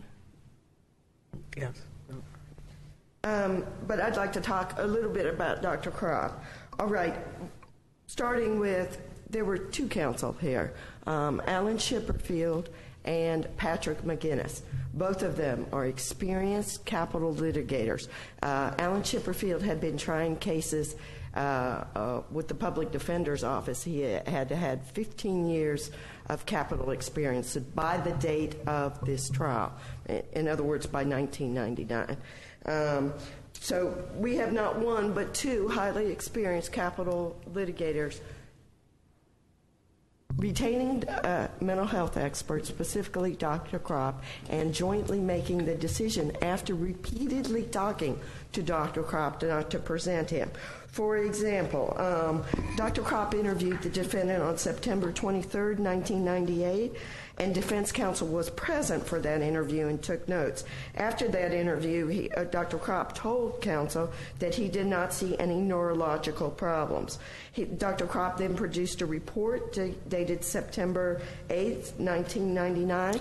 Oh, incidentally, this was close to 10 months before the penalty phase. So this is not any last-minute hiring of experts. This conversations between Alan Chipperfield and Dr. Kropp have been going on for months. Dr. Kropp's report says there is no evidence of any major mental illness. And he said the psychological testing that he performed was, and I quote, inconsistent with any organic impairment, no evidence of any major mental illness, and, quote, no significant psychopathology. Now, so they made the decision not to present Dr. Kropp because Dr. Kropp could not help them. But let me tell you what they did present. Not only were there many of the witnesses that Justice Periente referred to, but they presented the defendant's father, younger sister, half-brother, two aunts, a niece, a stepdaughter, a bus driver who drove the defendant to school as a child, two former employees, a stepmother, an ex-wife, the current wife, a former cellmate, a supervisor at Arizona State Prison who knew the defendant, and then a licensed clinical social worker, Dr. Such. So this was an extensive, well-researched penalty phase. They had obtained school records, employment records, prison records. So was there any mental health issues when he was a young child or young adult or any of that? No, Your Honor, not really. Really what all this was going to was this defendant did severe poverty and neglect. Most of these witnesses testified to the defendant's what Chipperfield referred to as the most deprived childhood he had ever heard of. So that, of course, he's 37 at the time. That's even, I mean, again, that was what was presented, but there's no way to spin that, and I think Mr. Tazones admitted, so for his view is, but you should have put it on the Spencer hearing. So could you respond to? This court has directly rejected that argument in a case called Bradley. All right, that's exactly the argument made in Bradley, and Bradley was very much like this. It was Dr. Kropp. Oh, and incidentally, Dr. Kropp it comes up in 52 of your opinions over the past 20 years, starting in 1988. So Dr. Kropp is a well-recognized expert, and when he tells you I can't help you with the defense, that pretty much stops mental mitigation. But in Bradley, what they were arguing was very much what they're arguing here, which is once in Bradley they didn't put on the mental health expert, and they argued they then had, and I quote, an obligation to change the strategy at the Spencer hearing, and that what counsel should have done, and he had nothing left to lose. And so counsel should have then put the expert on at the Spencer hearing. That's exactly what this court addressed in Bradley, and that's exactly what you rejected. First of all, Your Honor, nothing left to lose is not the standard under Strickland. The standard under Strickland for prejudice is undermine the confidence in the outcome, meaning the outcome of the Spencer hearing. So what you would have to do, a trial judge is just as unlikely to change his mind when presented with, there's no major mental illness here. If you put Dr. Kropp on in front of the trial judge at the Spencer hearing, and Dr. Kropp testifies that he has no significant psychopathology, that's not going to help you. But what you might do, and it's not clear that judges have a different view, trial judges have a different view. What you might do, though, is open up antisocial tendencies. That's the word he used, Dr. Kropp used. Now, he did end up finding that his antisocial tendencies had decreased over the years. But that would not, a trial judge faced with that, there's not going to be any evidence that a trial judge is going to find that compelling mitigation when Dr. Kropp basically says there's no mental mitigation here. Now, Your Honor, I think you picked up that really there's been sort of a shift to what risk assessment analysis. That's not what Dr. Kropp did here. He did neuropsychological testing, and his report is in. Dr. Kropp, no mental health expert was called at the evidentiary hearing. Dr. Kropp was not called. Dr. Kropp was not asked about risk assessment, and there's no evidence of risk assessment. So I think this court has directly rejected the argument that counsel, the minute he gets a death recommendation out of a jury, has to automatically change his strategy and Spencer hearing and put on something like Dr. Kropp. There's no major mental illness here. There's nothing mitigating to present, and that's as equally true in front of a jury as it would be in front of a trial judge.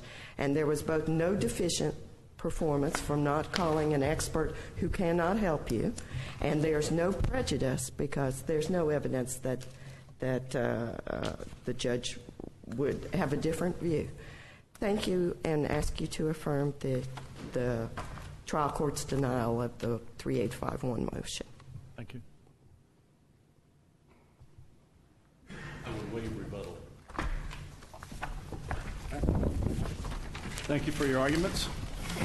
The next case and last for the day is Cortez versus Palace Resorts.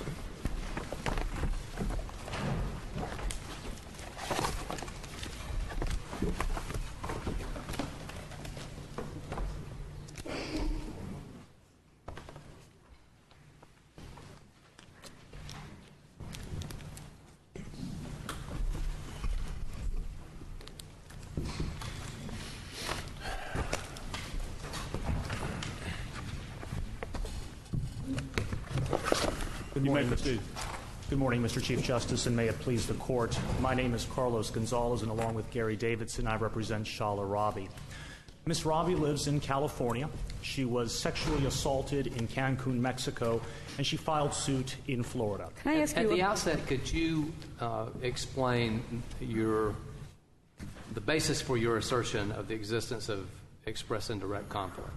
Yes, Your Honor. In Kinney, this Court began by saying, as it reshaped forum nonconvenience law in the state of Florida, it began by saying that a plaintiff's choice of forum is entitled to substantial deference, and that the plaintiff's selection is only going to be challenged when the defendant can show that there is, or that the private interests that the defendant is interested in protecting outweigh that forum choice. In articulating that... Now, isn't it the case that the third district here acknowledged all that you've said? It did acknowledge that statement, correct, Your Honor, but then in its application of that statement, the court simply said that because Ms. Robbie was not a citizen of the state of Florida, that her choice in this particular case would not be entitled to the significant deference that otherwise it would be entitled to. That's in conflict with this court's statement in Kinney for two reasons. Well, because in Kinney Kinney involved not a citizen of the United States. They were a Delaware corporation. Correct. So we made the statement about that, and we adopted a rule, and the rule is, so the facts of Kinney involve an out-of-state plaintiff. Did not? That's correct, Your Honor. Actually, and in Kinney, I would argue that in Kinney, the contacts, both with respect to plaintiff and defendant, were actually more tenuous because the defendant in Kinney only had the Continental Insurance Company only had a regional office here in Florida, and there was no discussion within the decision itself as to what role that regional office was playing in the state of Florida. Contrast that with the defendants in this case. As Judge Rothenberg pointed out in her dissent, the defendants in this case are the managerial, operational, and public relations arm of this company. Everything that has to do with Ms. Robbie's claim, the negligent packaging claim, the negligent vacation packaging claim, was birthed in the state of Florida. Well, that makes it that's what I want to make sure you've addressed the conflict issue before we go on to the merits. So. Absolutely. To conclude my answer, Justice Kennedy, in adopting Kinney, this court also said that it was going to apply federal law to the extent that it harmonized with each of the Kinney standards. Federal law makes perfectly clear that a U.S. citizen, in fact, the 11th Circuit recently in a case called Profit said that the deference that is owed to a plaintiff's choice of forum is at its highest when that plaintiff is either a citizen, resident, or corporation of the United States. Well, but you're saying there's express and direct conflict because we make a general statement that we're adopting federal law, and then you got to go over to look and see what the federal law is. That creates express and direct conflict? Not at all, Your Honor. I'm simply citing to that federal precedent to flesh out what this court's statement in Kinney. But to determine if there's express and direct conflict, we got to look at the decision on review and the decision that you assert that it conflicts with. And I'm having trouble seeing how there's anything here other than a difference about how the various factors in Kinney are applied. And it seems like your argument essentially would mean that there would be express and direct conflict under your understanding of it anytime a case came along where we disagreed with the particular weight given to the various factors under Kinney. Isn't that correct? No, Your Honor, because what's happened here... I thought you'd say no. Well, what's happened here, Judge, is that the third district, the majority, actually cites the standard. And if they were just citing the standard, that doesn't give us express and direct conflict. I concede that point, but that's not what happened here. The majority decision here actually misapplied the standard. They said, sure, Ms. Robbie, or we recognize, I believe is the wording of the court, we recognize that a plaintiff's choice of forum is entitled to deference. And then what they do? They ignored that.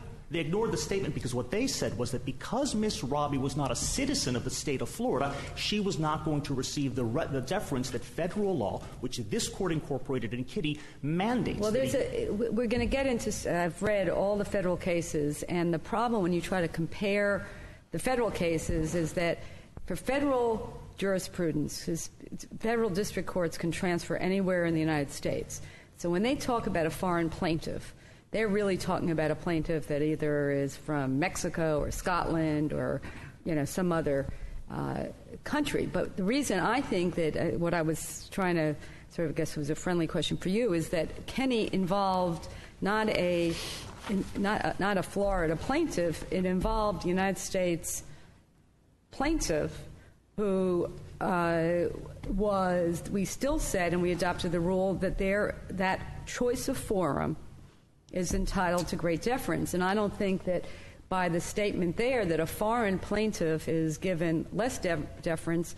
We never said in Kenny that a United States citizen's choice of initial forum is given less deference. And I think that's where the conflict is. But I'm more my interest here is that, is there a place in the United States where you could have, which had more of a connection to this lawsuit, where you could have gotten jurisdiction over the defendants? I mean, these are, as I understand, these three defendants that are left are actually doing their main business in the state of Florida. Is that right? Yes. So I am trying to understand how this whole idea of forum nonconvenience, they think that it's going to be more convenient for them to litigate in Mexico when what you're saying is the cause of action against them is for negligent vacationing packaging that arose within this state? That's absolutely correct. But you may have, I mean, from my point of view, I'm trying, and maybe this is jumping ahead, where we've had negligent supervision cases, where can you make a connection between a sexual assault that occurs in Mexico, where the supervisor, the employees or whatever are in Mexico, and somebody, what kind of negligent vacationing, where do you get legal causation? Where do you get your cause of action? And maybe, that could be a motion to dismiss on another basis if you survive this, but I'm just not getting the connection between them telling people you can go down to Mexico to do timeshare and the foreseeability of you being sexually assaulted by a masseuse. Two responses to that question, Judge. First, I agree. I think that challenge that you're articulating now is a proper challenge for a substantive motion to dismiss for failure to state a claim if they get to that point. But with respect to how we establish the connection to this forum in Florida represents the operational hub of Palace Resorts. And in fact, in discovery that we received from a prior defendant, Costco, we learned that all of the complaints regarding Miss Robbie's sexual assault in Mexico were sent to the Florida defendants. We learned that Miss Robbie's vacation monies, funds that she paid for this vacation, also were sent, at least part of them, to this forum, to Florida. We learned that the vacation package itself was created in Florida. The company is run in Florida. Florida is the hub for this company. But your personal jurisdiction over of the defendants, because there's obviously jurisdiction, that's what forum nonconvenience assumes, there's jurisdiction and proper venue. Yes. So we don't have, arises out of their doing business. You didn't allege that also that their actions, or maybe you didn't have to because they didn't challenge personal jurisdiction, that the actions in Florida gave rise to the cause of action, which is another separate basis for jurisdiction. So you never had to litigate what basis you were asserting personal jurisdiction under? Do you understand what I'm saying? Yes, Justice Barrington. With respect to these Florida defendants, that's correct. We did not litigate that specific issue. But because it strikes me that if you have something, say, that where not only are the defendants present in the state of Florida, and so you have personal jurisdiction based on this is their main headquarters, but also that the actions in which they're sued gave rise to that jurisdiction within the state, there wouldn't ever be, in my view, a basis then for ever invoking forum nonconvenience because the very tort arises out of the actions. And that never, did you ever raise that as the issue? I see what you're saying, Justice Barrington. In other words, if the accident occurs in Florida. Correct. No one's going to say, well, for the most part, that's going to be the proper site. So here you're saying the cause of action arose in Florida. And I'm not seeing, I just didn't see if it was litigated that way, because that's, to me, the easiest answer here. Well, we certainly alleged in our complaint with respect to the negligence aspect of the counts that remain in terms of the Florida defendants that, yes, in fact, our cause of action does arise in the state of Florida because our negligence claim flows from the actions taken by these defendants in the state of Florida. Yes, Ms. Robbie was assaulted in Mexico, but this is not a claim based on a civil action against an individual who assaulted her in the state of Mexico. That probably would be a more tenuous issue for us. Your question, though, also raises a secondary issue, which is many district courts of appeal have wondered why it is that a defendant in the context of forum non could ever raise a forum non defense when they are being sued in their own backyards. And that's a problem that even Judge Rothenberg noted in her dissent. It strains credulity that these defendants, and at this point we're just talking about the issue of whether or not we can even litigate in the state of Florida. It may be that a judge on remand, if the court does reverse this case, does decide that there is no substantive claim pled at law. But right now, with respect to Ms. Robbie's right to invoke the jurisdiction of the Florida courts, the issue becomes what connection do these defendants have? All that they have said, incredibly, is that they would rather litigate in Mexico, in Cancun. And what did you learn about, and the other part about this sending something to Mexico is that, for a United States citizen to have to litigate in Mexico, didn't your expert talk about even trying to get a lawyer in Mexico to handle something like this, to establish it was a sexual assault, would take 2 witnesses, some things where does that fit in to, it's one thing, again, if it's a Mexican citizen trying to, nothing against somebody from out of the country, but I think that's where a lot of the United States cases came from. Somebody, again, the Scottish one was the big one where there was a plane crash in Scotland and then they want to sue here. But do you see that any cases within the United States have really talked about that issue, that it's one thing if you're going to transfer it to California or someplace, but to have a Mexican court evaluate even whether there's a cause of action for the negligent packaging of the vacation package in Florida seems strange to me. Ms. Robbie's expert spoke directly to that issue, and Ms. Robbie's expert, and really her declaration goes to the issue of the adequacy of the forum. We could potentially concede that Mexico is available to the extent that the defendants are willing to submit to the jurisdiction of the court, although that is also an issue that our expert suggested would not necessarily be the case. But with respect to the the adequacy of the forum, yes, there are significant problems that someone like Ms. Robbie, the victim of a sexual assault, as opposed to someone who is simply suing on a commercial or an otherwise non-tort civil matter, would face. She would face the possibility of not being able to retain counsel. She would face the possibility of receiving nominal damages, anywhere from $5,000 to $15,000. She would face the possibility of reduced access to evidence because, in fact, it is unclear, based on our expert's testimony, that she would even be able to sustain any type of a claim in Quintana Roo, in Cancun, in Mexico, primarily because these types of cases are typically not litigated. In fact, our expert testified that in absolute terms, she could not think of a single case, and she is an active litigator in the state of Quintana Roo in Mexico, where the defendants seek to transfer this case. She could not think of a single case of this nature that had been raised. So the question of whether or not the state of Mexico or Quintana Roo is even an available forum for this case is very much in dispute, and it was never directly rebutted. Well, we don't really know such a cause of action exists in the state of Florida, because I've a negligent packaging case, correct? Certainly. That's not an issue that has been litigated. It is not a substantive issue that was litigated in this case. That's absolutely correct, Justice Perianti. Absolutely correct. But with respect to that secondary issue, yes, the unrebutted testimony from our expert is that Ms. Robbie would not be able to sustain a claim in Mexico, and even if she could sustain a claim, the remedy would not necessarily be a significant or sufficient remedy.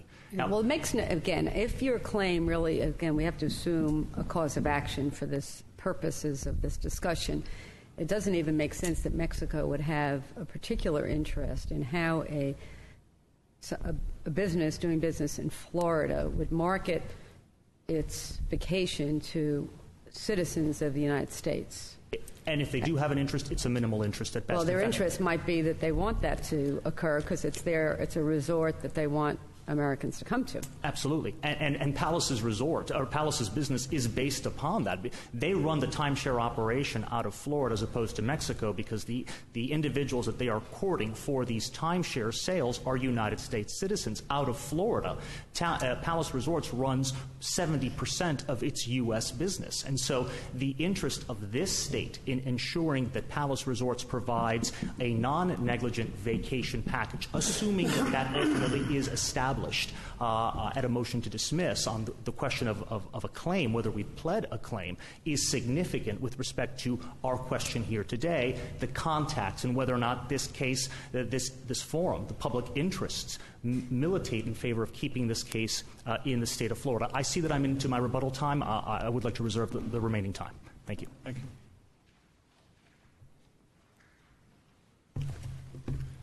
Good morning, Your Honor. Good morning, Chief Justice Polston and Honorable Justice of this Court. My name is Ricardo Cata, and this is my colleague, Ronnie Guillen, and we represent the respondents in this case.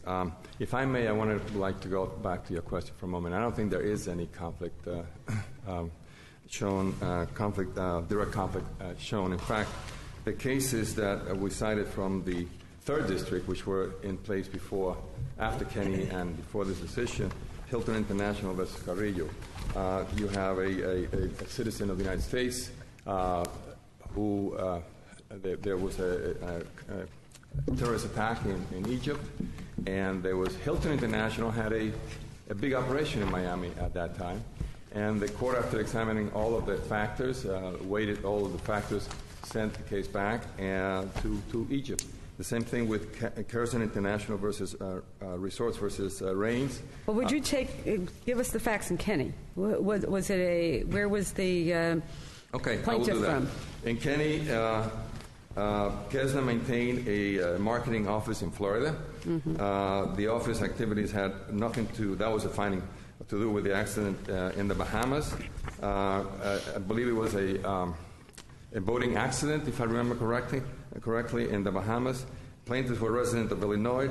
The accident occurred in the Bahamas, and the trial court dismissed on foreign nonconvenience under Kenny, and the 3rd District Court. Well, maybe I'm talking about Kenny, which is the... Oh, Kenny.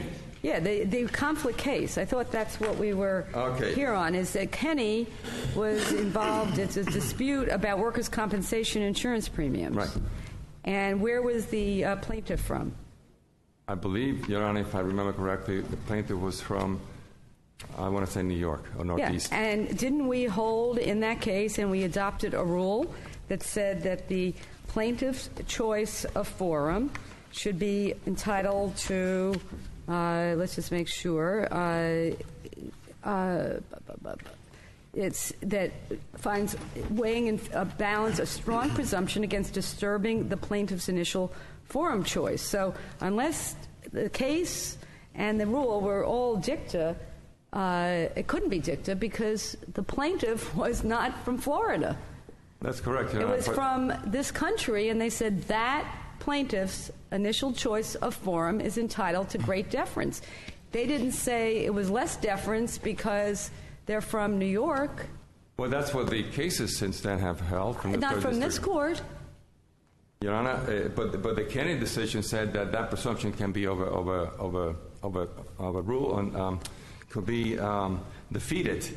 If it's from if the private factors and those other things. But I thought what the 3rd District said is that the strong presumption is not as strong if it's an out-of-state plaintiff, and that's just contradictory to the facts of Kenny. I don't think so, Your Honor, with all due respect, because Kenny said that the boundaries of the Florida courts, the jurisdictional boundaries of the Florida courts are at the boundaries of the state, and there's very good reason for that. The federal courts can transfer cases anywhere in the United States. The Florida courts cannot do that. They will have to dismiss if this is not an adequate forum. The other thing that the decision in Kenny put out, which is still the case today, and that was raised by the amicus brief on behalf of respondents, is that the Florida courts were becoming the courts room for not only all of the United States, but for the world and any action. I think that Kenny is good policy. I'm not arguing. I thought you were really addressing whether there was conflict, and it seems to me that we'd have to recede. If we agree with the 3rd District, we would, in my view, the reason there's conflict is we would have to recede from Kenny.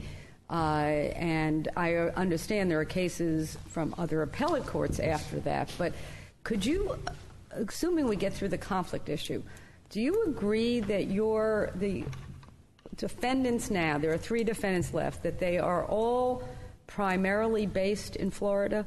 They have their primary base in Florida, and if I may address the other points you raised before, the facts as found by the trial court and the 3rd District decision, the majority decision, are very clear, and there was also a significant record in front of the courts. It wasn't just 2 affidavits, Your Honor. There were 11 depositions, there were interrogatory answers, there were a significant amount of discovery documentation, and there were also the affidavit of the parties and the expert.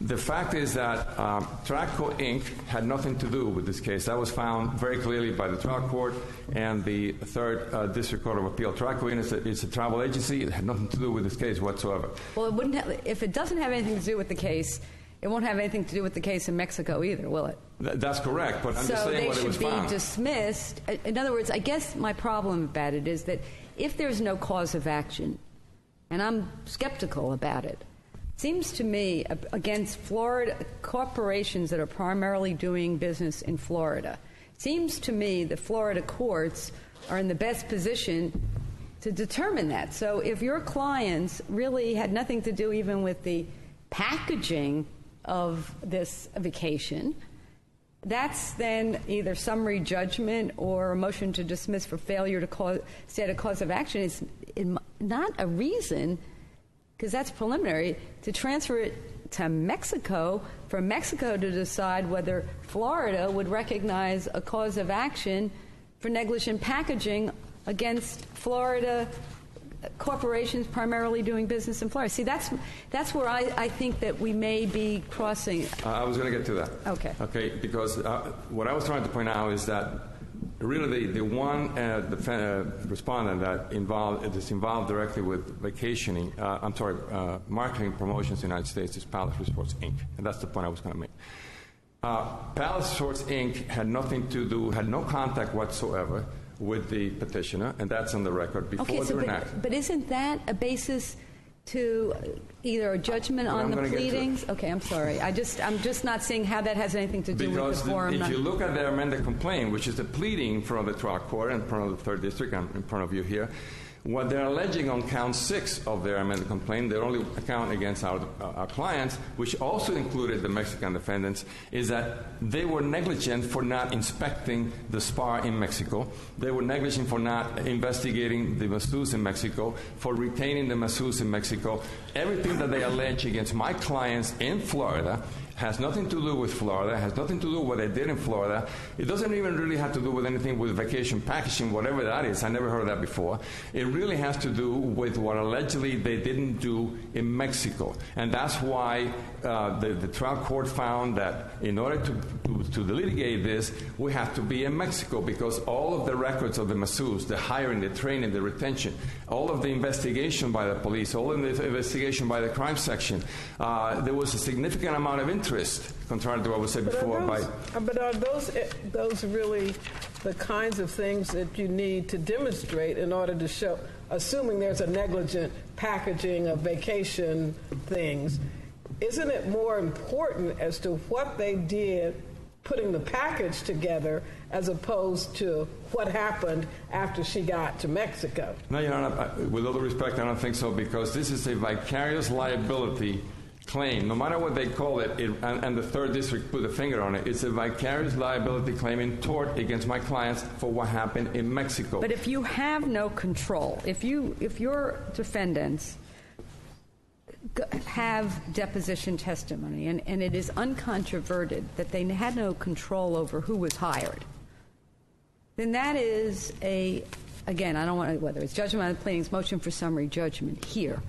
We are able to evaluate that when somebody says, well, you should have not hired that masseuse. That's not, you don't need to go to Mexico to do that. Aren't the records about what you did at least according to Judge Rothenberg's dissent, here in Florida? Judge, you cannot try a negligent vacation package and a vicarious liability claim in a vacuum.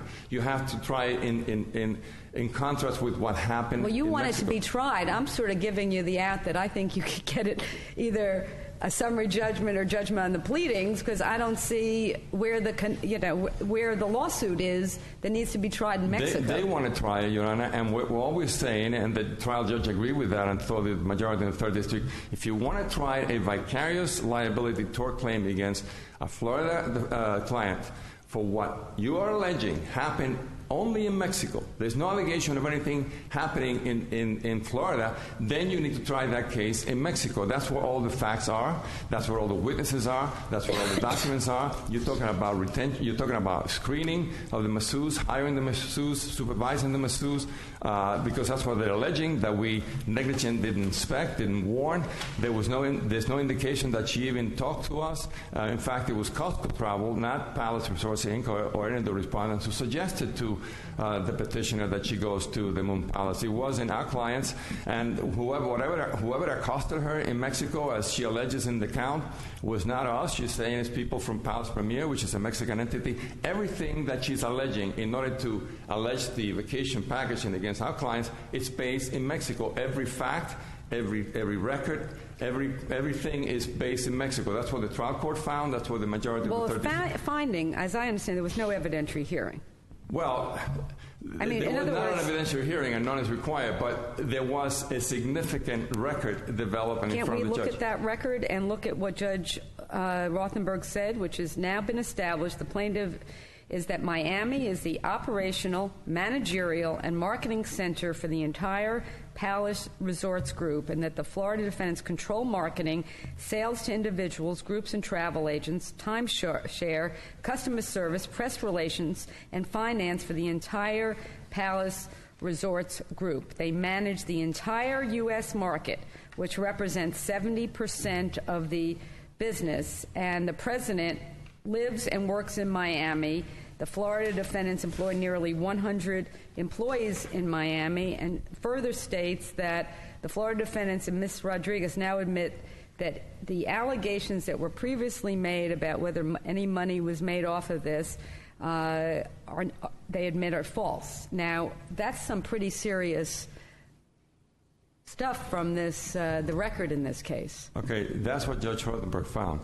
That's not what the trial court found. That's not what the majority of the third district found. In fact, the majority of the third district, a couple of times, at least once, but maybe a couple of times, said that the respondents have no ownership, managerial or operational control of the entities in Mexico. There are less than 100 employees here. There are a dozen hotels in Cancun, thousands of employees in Cancun. They found clearly that they do not control, they do not manage, they do not own. As to Ms. Rodriguez's statement, and in fact she was there at the hearing with me because she insisted to be there, she made some factual errors in her affidavit, and she corrected them 3 months before her deposition, and she explained why she processed that way. In fact, it was alluded to during the argument by counsel that they don't receive money, Palace Inc. They don't receive money directly, in this case or the other cases, from the tourists, Miss Robbie Cortez, or from Costco Travel. They receive it indirectly through a annual budget that they get from the Mexican entity. And she explained that, and she had corrected that 3 months before. So yes, there are serious allegations, and she took it very seriously, Your Honor, and she insisted to be there with me. And in fact, I offer to Judge Hubbard that he would hear her, and he declined, and he had the entire record in front of him at that time. But going back to the issue of the control, that was clearly found not to be the case by the trial court and by the majority of the Third District Court of Appeal.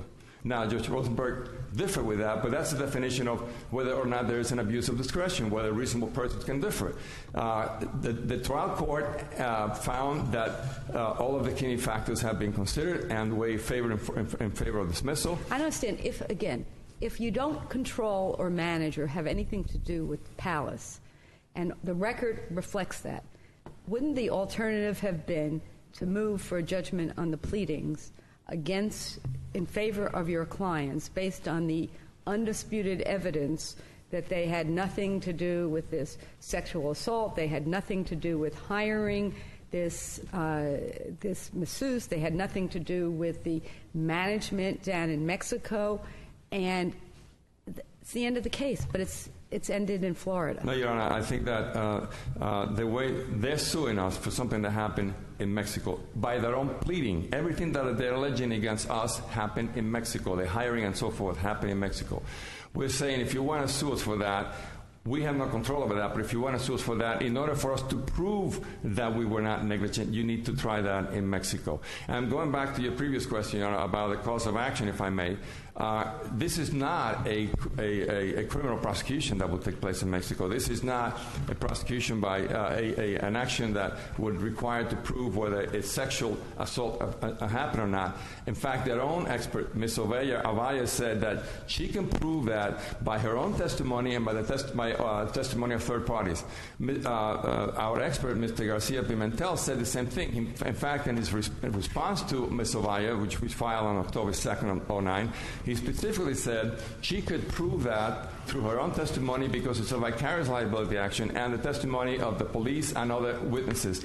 And the police has expended a lot of time investigating this, and there's a lot of evidence on the record that well, I don't know about the record, but there's a lot of indication that the Quintana Roo police and prosecutors were very interested in this case, Your Honor. Now, the other thing that you raised before, Your Honor, if I may, the contingency fee. Both experts said that she can get a retainer lawyer and contingency fee in Quintana Roo, so it's an adequate forum. Ms. Pimentel, in his response, said it happens all the time. She was kind of all over the place, Ms. Ovalle. She said, well, they're rare, I've never seen it, but at the same time she says, well, but if you bring them, it would be a minimal recovery. I don't know where she came up with that. Mr. Pimentel, in his response, said there was a medical malpractice action in 2009 where there was a recovery in Mexico for $4.5 million. If you look at Ms. Ovalle's CV, a lot of her papers that she has written is on product liability. So obviously, she said that civil liability litigation is not developed in Mexico. Well, she herself has been doing a lot of that by her own admission. They can take evidence, they can compel witnesses. We will not be able to do that here in Florida. All of the things are important. Judge Hubbard found that all of those private interests weigh heavily in favor of the respondents. And enter the order, and also that we have preserved the ability for her to reinstate her lawsuit in Mexico if she chose to do so. The other things that were raised, Your Honor, were whether or not there will be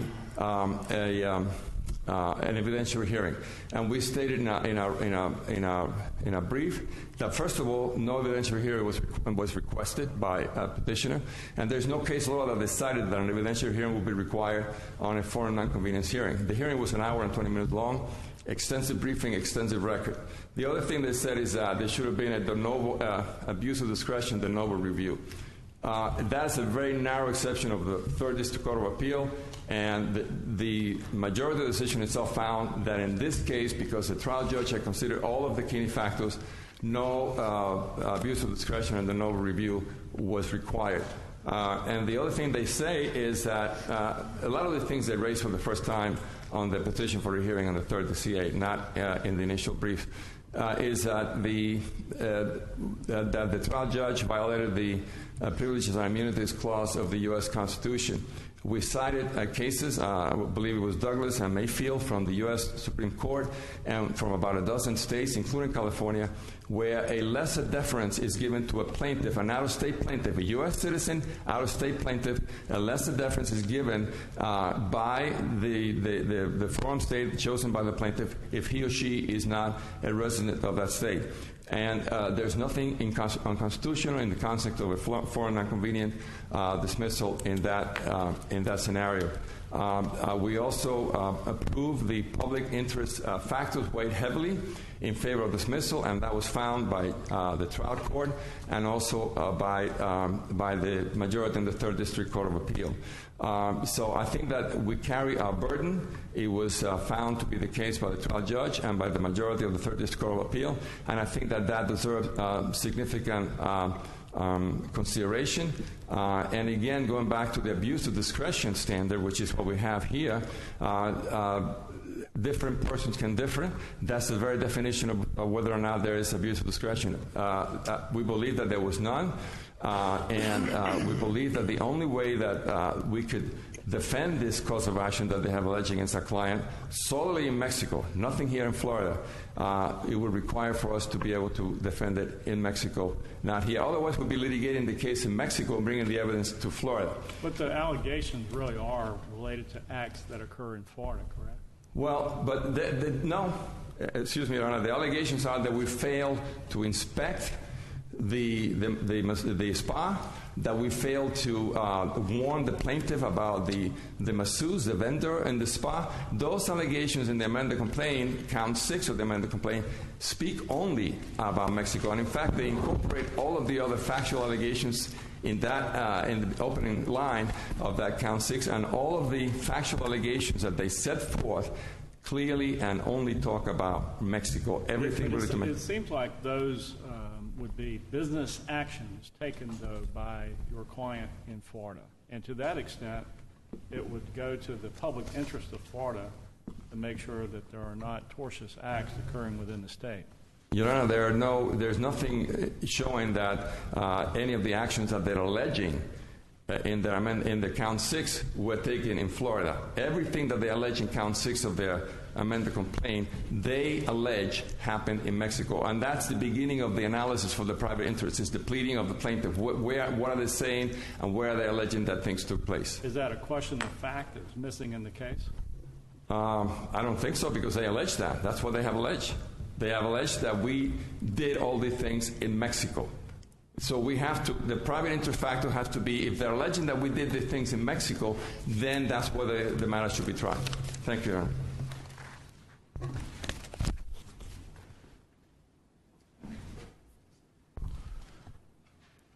With respect to the conflict issue, in its majority opinion, the Third District Court of Appeal wrote, quote, the proceeding against the appellant, a California resident, chose to file suit in Florida, a forum that is not her residence. Thus, she is not entitled to a strong presumption in favor of Florida as her initial forum choice.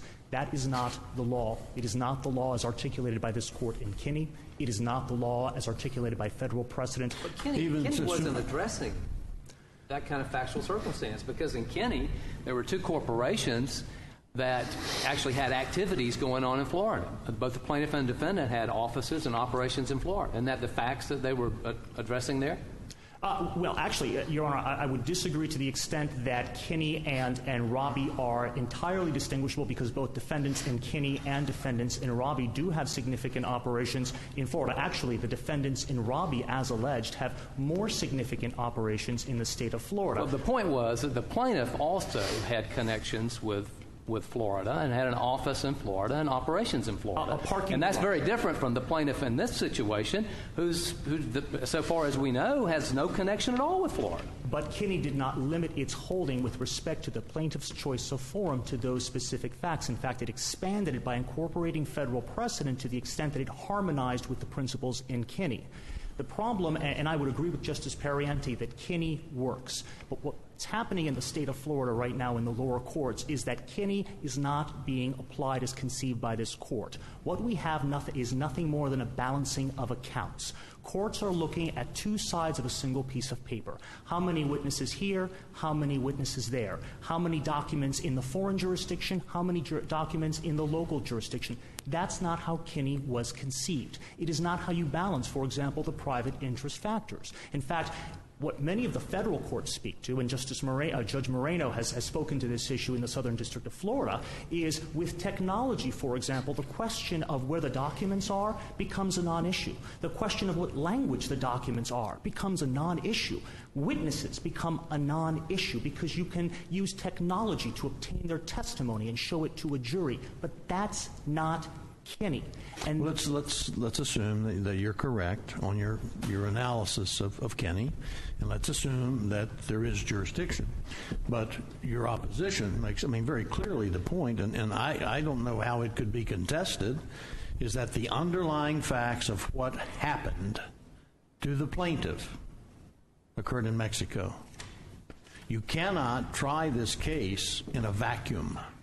And that seems to be what they're saying, is that you may have made some bad decisions, but that can't be considered in a vacuum. It has to be considered in connection with what's on the ground in Mexico, and therefore we have joint, there are things that went wrong in two places. And so I think your opposition is arguing is that, the real gravamen of what happened here is what happened to the lady in Mexico. How does one balance? Even if we agree that Kenny says that they should have some deference because they selected Florida and it's a Florida defendant. This is not a long-arm jurisdiction type analysis. This is not one of those foreign corporations, are they doing business? That's not what this is.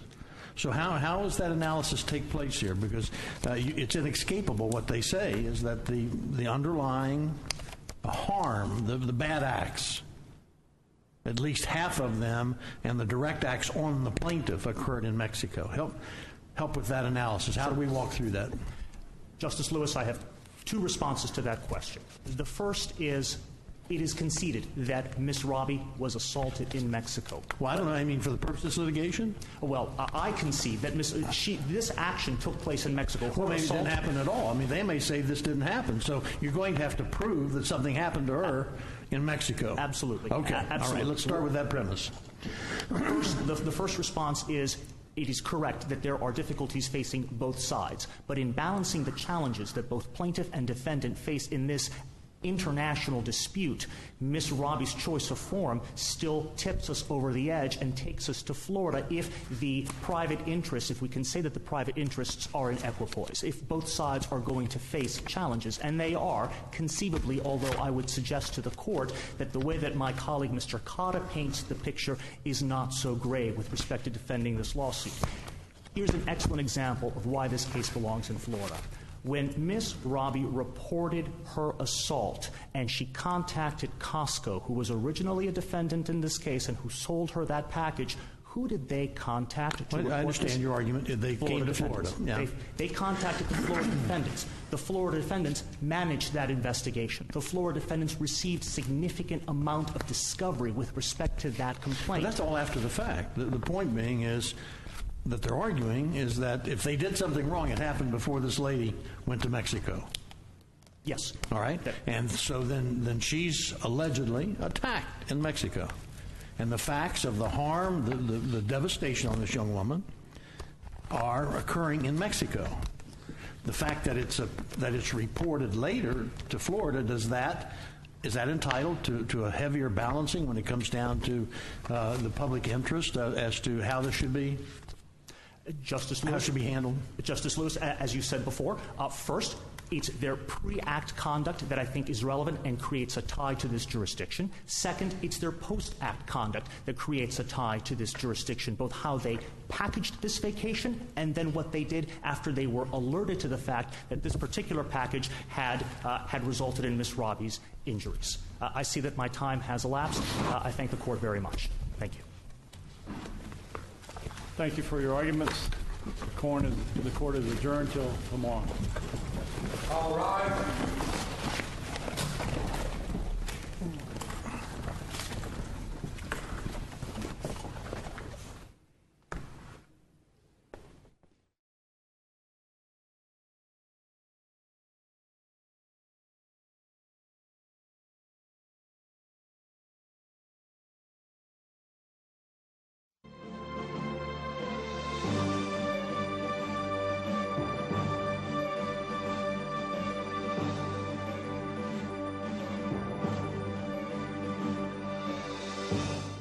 You're watching the Florida Channel, a public service of the Florida Legislature, WFSU-TV, and Florida State University.